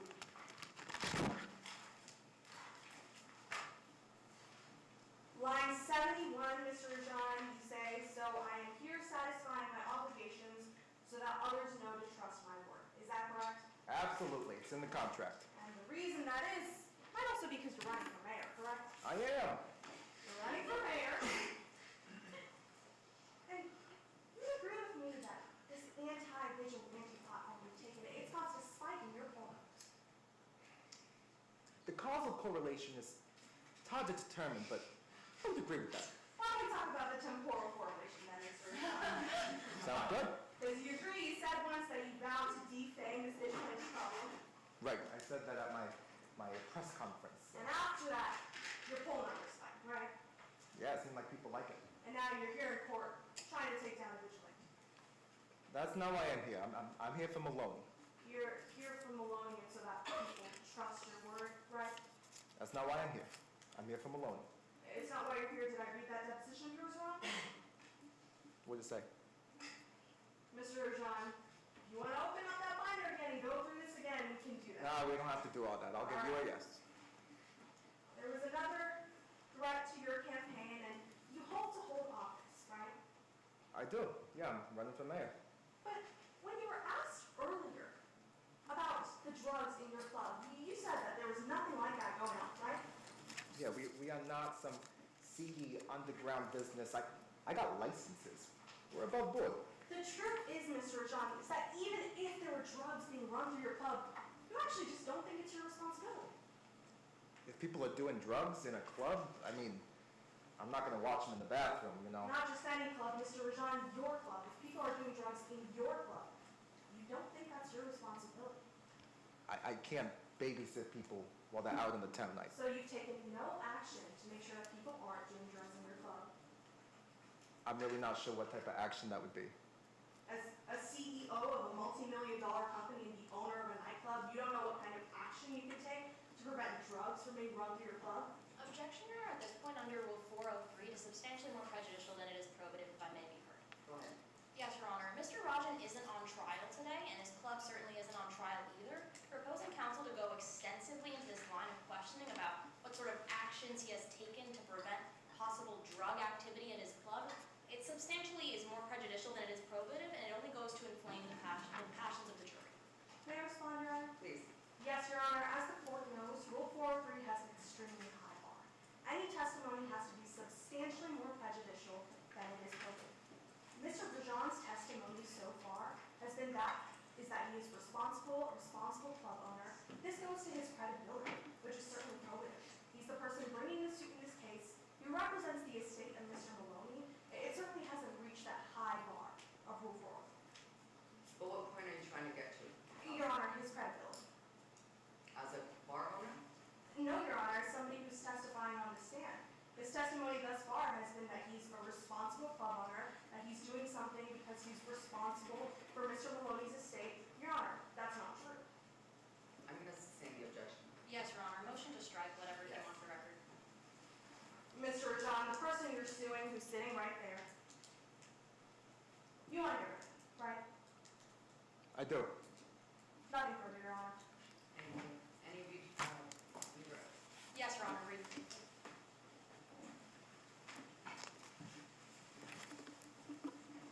Sir, you were just asked about your motivations for bringing this lawsuit. Can you remind members of the jury why you decided to bring this lawsuit on behalf of AJ? That's my duty. I try to take care of our people. They get hurt. I step up. That's how it works. Thank you, sir. Nothing further. Any recall? How much time do I have? Mr. Rajan, you think it's karma that AJ Maloney's in a coma? Yes. Nothing further. Thank you very much. Thank you.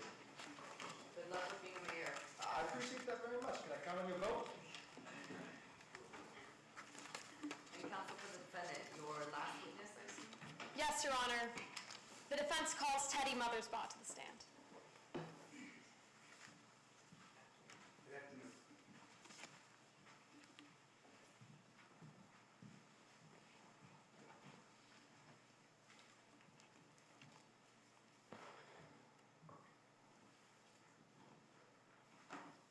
Good afternoon. Can you introduce yourself to the jury? Of course I can. Hi there, my name is Teddy Mothersbaugh. Where are you from, Mr. Mothersbaugh? I grew up in Westfield. It's just outside of the city, but I didn't stay there long. Why not? My parents died when I was younger, so I grew up in boarding schools, that kind of thing, but hey, after I graduated college, I took over the family business, mother school, and I've been here ever since. Do you understand why you're here, Mr. Mothersbaugh? I do. How do you respond to the claim that you caused AJ Maloney's injuries on the night of July 20th, 2024? I admit it. Mr. Mothersbaugh, why? Because if I hadn't, he was going to kill the love of my life. Mr. Mothersbaugh, who is the love of your life? His name is Ali Uchida. We've been together for over 1.5 years now. I plan on marrying him. You know, when we first started dating, his parents said that we looked alike. Yeah, I don't see it.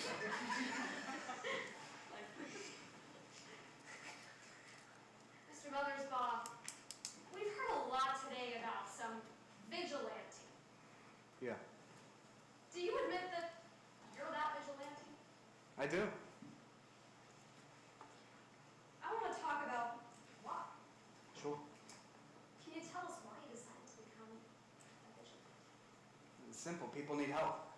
You know, I learned from an early age that the people that are supposed to help you don't. You know, I was always getting in trouble at school because I was defending the girl that got her pigtails pulled, or the guy that got slammed up against the lockers, and I mean, nobody else was doing Objection, anything. Your Honor, at this point under Rule 404 to improper character evidence, that may be heard. Go ahead. Now, this witness is testifying about past good actions that he has done, about saving certain people from actions. They're using this to show action in conformity therewith, that because he did these actions in the past and acted with good spirit in the past, that he would do so on this occasion. It's improper under Rule 404. Any response? Yes, Your Honor. Under 404B2, this is an exception. Yeah, I just don't remember. Yeah, go this way, sorry. Yes. This is an exception to character evidence. We're not using this to past instances to show that he acted in conformity with that night, that he was saving Ali Uchida that night. We're using this to show motive. I just asked him why he decided to become a servant. And he's getting into the fact that he's seen lots of bad stuff happen, and he has a motive to protect people around him. It's for motive purposes, Your Honor. Response, Your Honor? The witness can certainly testify about bad things that he has seen happen, but to bring onto the record specific instances in which he has intervened and saved people, that is being used for propensity under Rule 404, and it doesn't go to motive. It does not fall under that exception. And I will you attack him as much as you want during cross-examination if you want to go at this point, but otherwise I will overrule the objection. Yes, Your Honor. Mr. Mothersbaugh, why did you decide to become this vigilante? Because people needed help. If not me, then who? Mr. Mothersbaugh, is that what you were trying to do on the night of July 20th? Yes, ma'am. That's exactly right. Well, I'm going to talk more about that night. Mr. Mothersbaugh, why were you at the Hellfire Lounge in the first place? Well, Allie was looking into the club for some drug problem. That club can be a dangerous place, so I tagged along.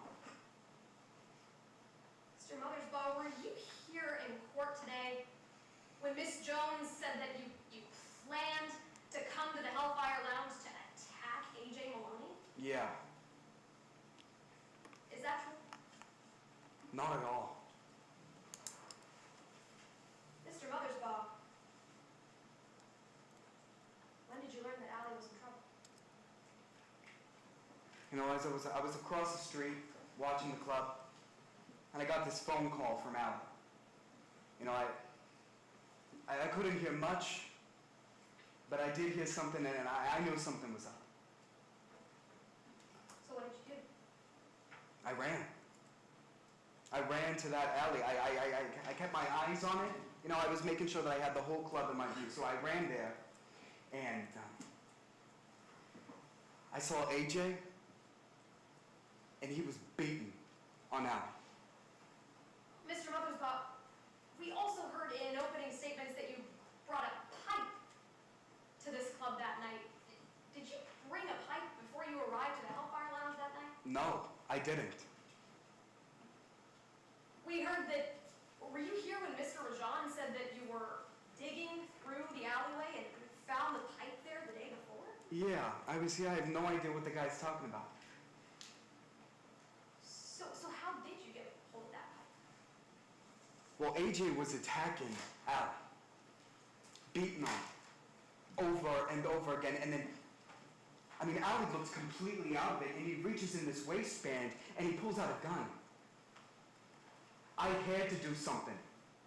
It was either him or us, and I chose us. He pinned me down, he was punching me, and I was just reaching for whatever that I could use.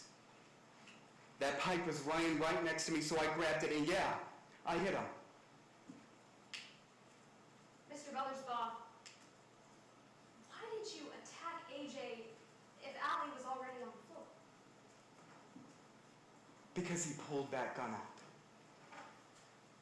And when I ran and I charged at him, he pistol whipped me in the temple. I mean, I could hardly see straight.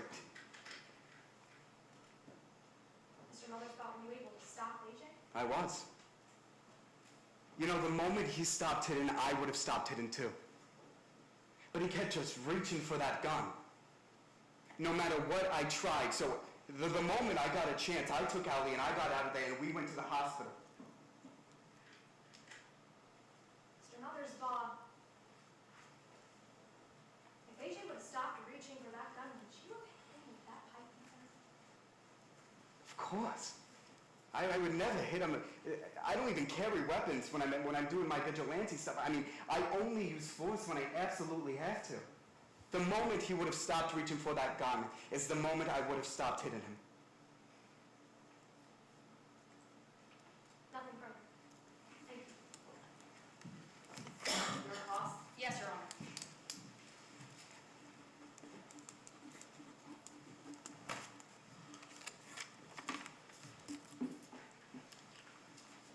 Next. Good afternoon, Mr. Mothersbaugh. I'm glad you decided to show up without the mask today. Excuse me? So you usually wear a mask, right? When I'm acting as the vigilante, the serpent, yeah. Well, it's good to see your face. All right. Sir, did you say on direct examination that you saw AJ Maloney pull out a gun? I did. Sir, you remember being deposed in today's case, right? I do. You sat down with me and Miss Meta. Yeah, We asked you some questions. you did. Can you open that binder and flip your deposition, please? Sure. Happy to. So we're going to be looking at page 2, line 63. Sorry, what line? Line 63 on page 3. So this is your deposition. It looks accurate. It is. If you flip to the back page, that's your signature.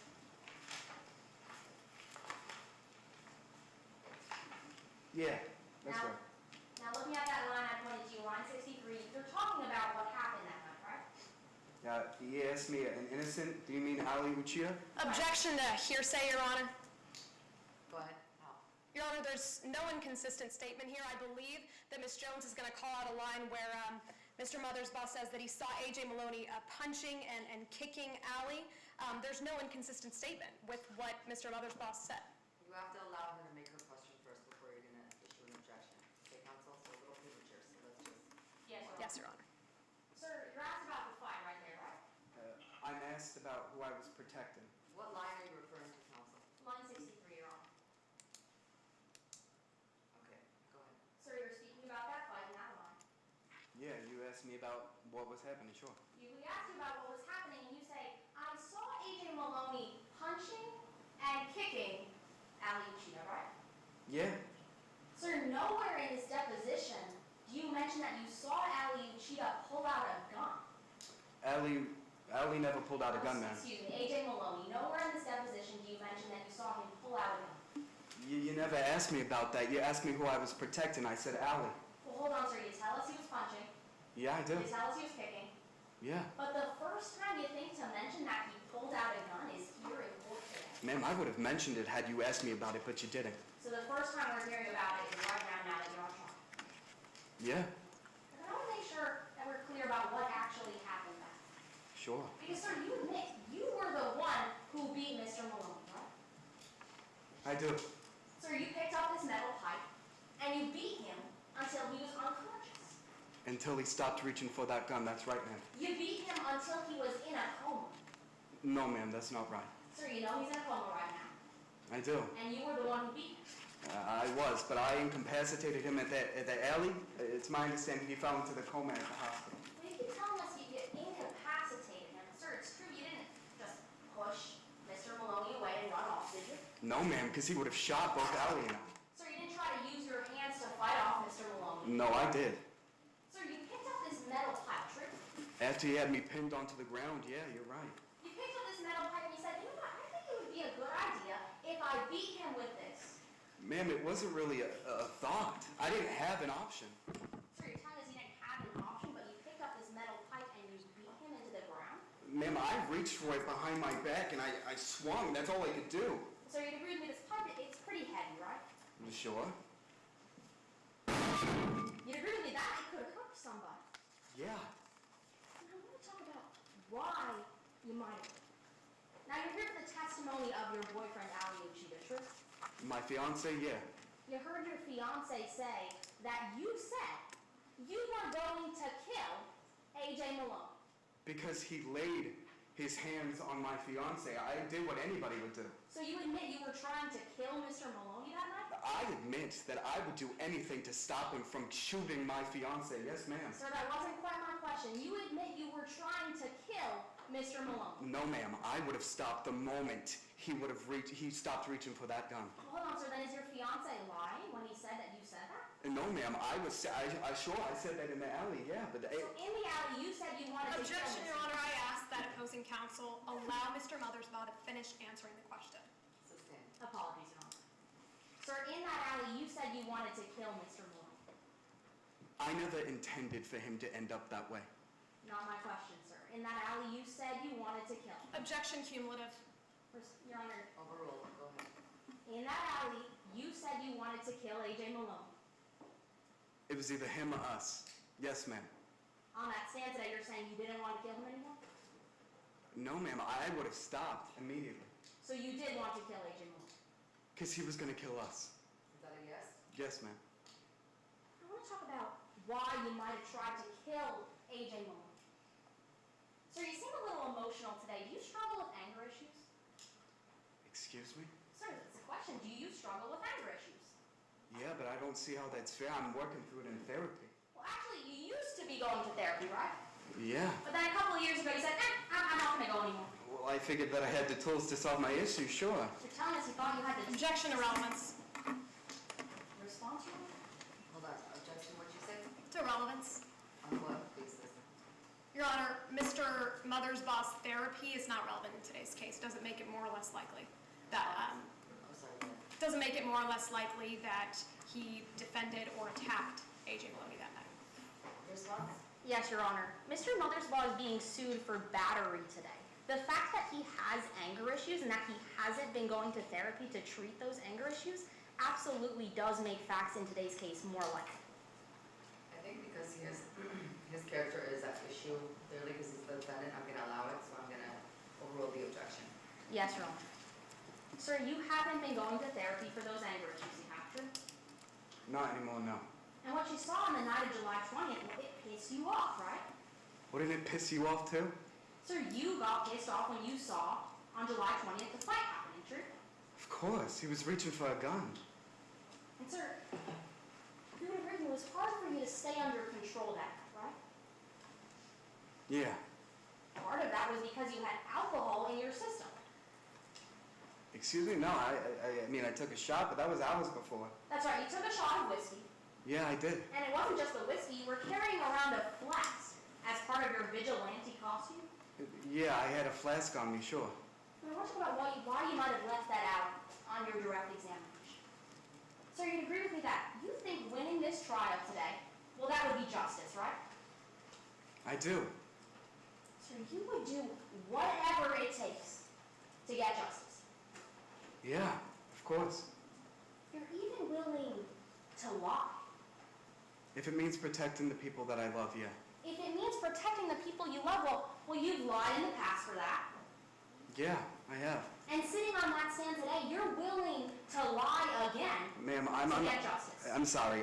I don't think that's fair. I took an oath to tell the truth today, and that's what I'm doing. Hold on, sir. I'm just going to need a yes or no to my question. You are willing to lie to get justice, yes or no? Yeah, I am, but not here today. Okay, so you just lie when you're not under oath. Ma'am, I'm obligated to tell you the truth today, and that's what I'm doing. But you're willing to lie. I've already said yes. Thank you. Nothing further, Your Honor. Any redirect? Yes, Your Honor, briefly. Mr. Mothersbaugh, are you willing to lie in court today about what happened to your fiancé? I understand the difference between lying to protect people and being under the court of law. No. I would not lie to you today. How do you respond to the accusation that what happened to your fiancé is a lie? I resent that idea. You try being in that alley and seeing the one you love almost being killed right in front of your eyes and tell me you wouldn't do the exact same thing. It is unfair what they're doing me today. Mr. Mothersbaugh, you were in trial here all day today. I was. Did you see the plaintiff bring a single witness who was actually in that alleyway that night? No. It was just Allie and I here today. Was Gene Maloney in that alley that night? No. Was Emerson Rodman in that alley that night? No. Nothing further. Is there any recross? No recross, Your Honor. Thank you so much, sir. Thank you. And I believe in this jurisdiction there's no closing, correct? No, Your Honor, no closings. So we'll wait for the juries to come to their decision. Ms. Lightning round for stop.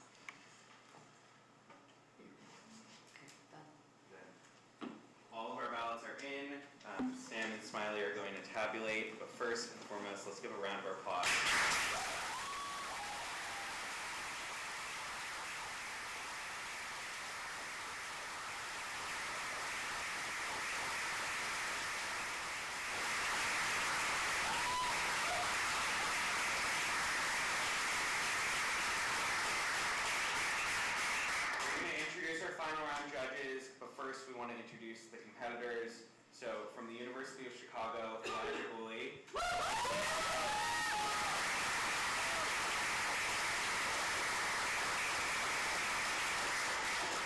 is joined with help from Harvard and Emory and Georgia alongside University of Chicago and Michigan. And on the defense, we have Jackson Nichols from Texas.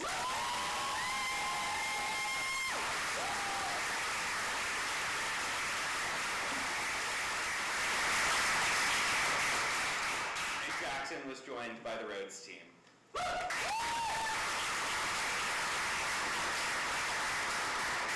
go one by one, and we're going to start with the creator of this activity, Brandon Benjamin.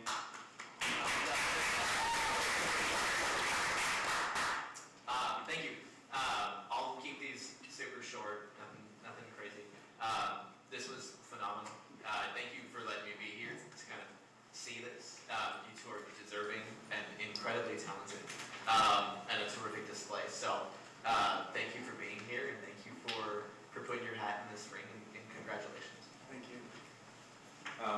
We're going to pass it on to longtime UCLA witness, John Carter. Yeah, my name is John Pardo. This was a tremendous round. Unlike Brandon, I'll keep my remarks long. It was really, really great to see an incredibly close round from where I was sitting. I was constantly, I was really engaged. I thought both of you were phenomenal in a system, in a round like this. The checkmark system is very impressive. It was very, very tough to decide.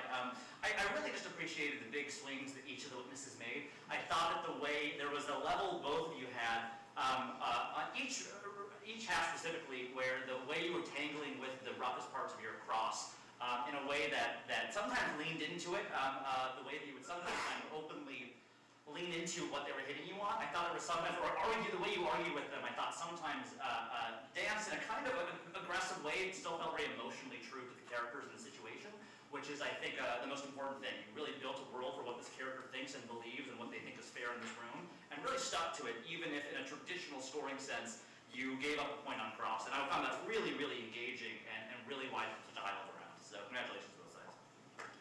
I will pass it on to Dylan Darwish, who was one of our runners last year and the namesake of one of your characters this year. Hi guys, I'm Dylan.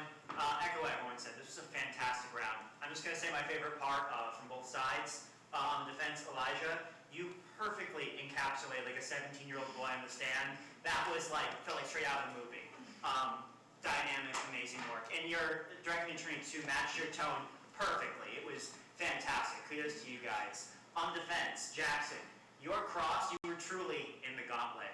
That was fantastic. The back and forth, maintain your credibility, but staying true to your affidavit, couldn't have done it. You did better than I could have. You're in the chair, so. We're going to pass it to our second place finalist from last year, Emma Rose Maloney. Thank you. Just fantastic. I mean, you've heard it before, and I'm sure it's annoying since you obviously got here. You know you're great. I'm very glad I didn't go against this exact pairing before. I don't think I would have ended up that far. So it was just truly impressive. Again, I think you said before, the shifts both of you took from your first character to your second are really fantastic. I mean, you both changed so much. I mean, especially I like seeing how your walk differed up there. And you, I saw it too, like the way you were sitting, like you just had this different air about you in between. You both kind of became inverts of each other when you switched costumes to the green, which was interesting. I guess the only thing I have absolutely no knowledge of the case going into this, so I didn't really understand what was going on with the vigilante thing. I thought this was a one-off, that maybe he just happened to save this guy and then suddenly he's Batman. Which you kind of had that vibe about you when you were sitting there, so that works too. And yeah, I really think you both took great opportunities to use things that the other side said, whether putting it into a joke like you did the second time or referencing things that happened. So really just great work, both of you. Thank you. One of my personal favorite parts about this competition is that every year our alternate judges are final round, and then they get a guaranteed spot to compete the next year. This year, that is Jenna Horvath from Indiana.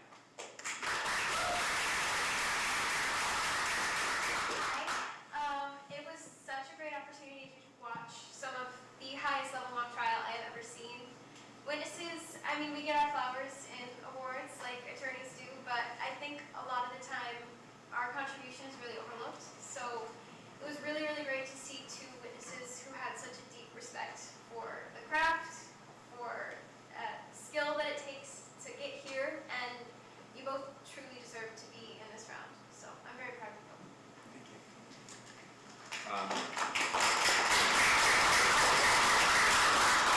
Up next, we have the coach of UW-Madison, Kate Painter-Slattery. I know. Every judge ever says this was such a close round, it was so hard to decide. For me personally, this was the hardest round I've ever had to decide. I thought it was the closest round of mock trial I've seen. I was incredibly impressed with both of y'all. I thought the physicality in y'all's acting was really cool to see, your motions, your gestures, how you shifted around in the chair.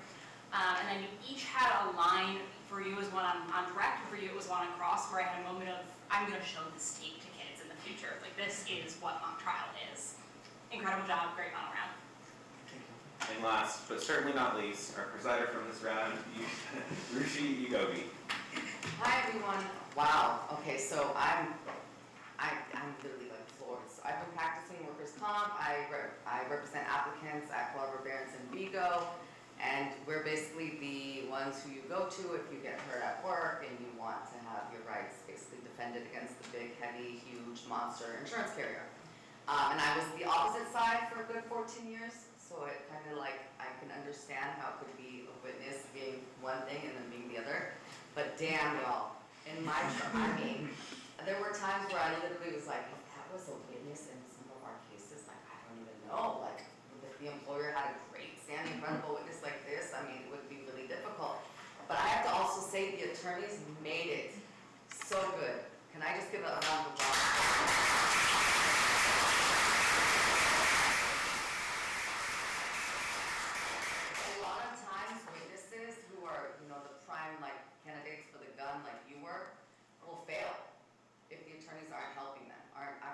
There to actually listen and like take care of them and protect them. So I thought that I thought you guys went to the same school and maybe you guys had all been practicing for so long with one another. It was very good and it flowed in a way where a jury of humans who really hate the fact that they're there would be engaged. And I think that was such a good, amazing thing to take away. You both, your emotions were just on point. Like I saw a tear come out of your face and I was like, is that real? Like I literally had to like do a double take to see if it was real, and then the same with you. And then to go from that to who you were as this like bar just lounging like shady like person who's now gonna be a club owner and he's gonna be the mayor, and then you to come to where you were just such an astute, it was just very clear, like you were just, nope, I'm gonna stick to it. The gun thing threw me off, but you even came back from that, so it was really, really good. If you guys want to be actors, fantastic. Literally, you should do it as a side key like thing. I don't know what, but you guys were really good. It was so hard for me. I've been a mock trial judge for like 5 years or so, and this is the first time I had one where it was just the witnesses who I need to be observing. So I literally was going back and forth, and I'm sorry if anyone gets offended. I swear to God, it was so hard. I didn't know what to say. But again, I just have to highlight the attorneys. If you guys really want to be attorneys, please do it. All of you, like you, I'm looking at all of you guys were seriously people that I would have to prepare for trial against. So, and I'm not just saying that easily. I'm still with it. That's good. But other than that, and last thing, I took the bar exam 6 times. So if I'm sitting here today, and I can say I'm a pretty badass attorney, anyone here, never give up on y'all, because you guys were meant to do this, okay? So thank you. Thank you for letting me be here. I'm honored. Thank you for judging.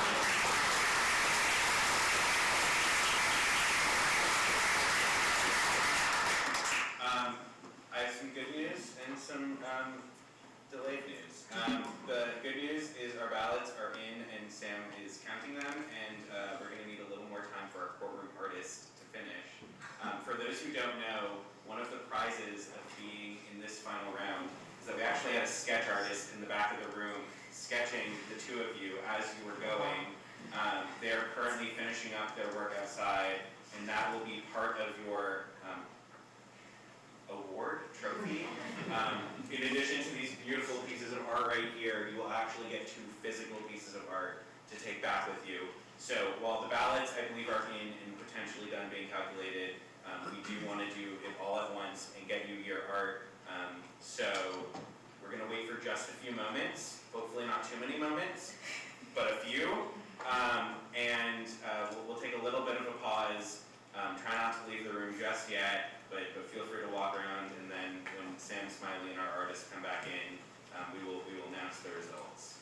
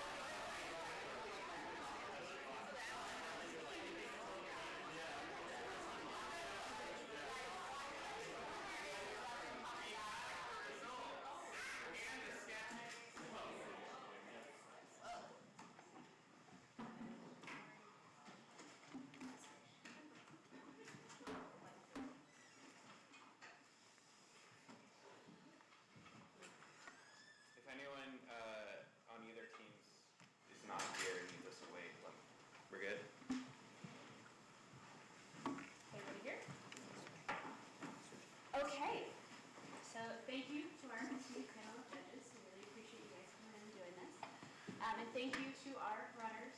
You guys were amazing. This was an awesome final round, and we could not thank you guys so much for how great you were. And the results. We had one team with 3 ballots, one team with 4 ballots. And so the champion for this year's 2025 Gauntlet is Chicago.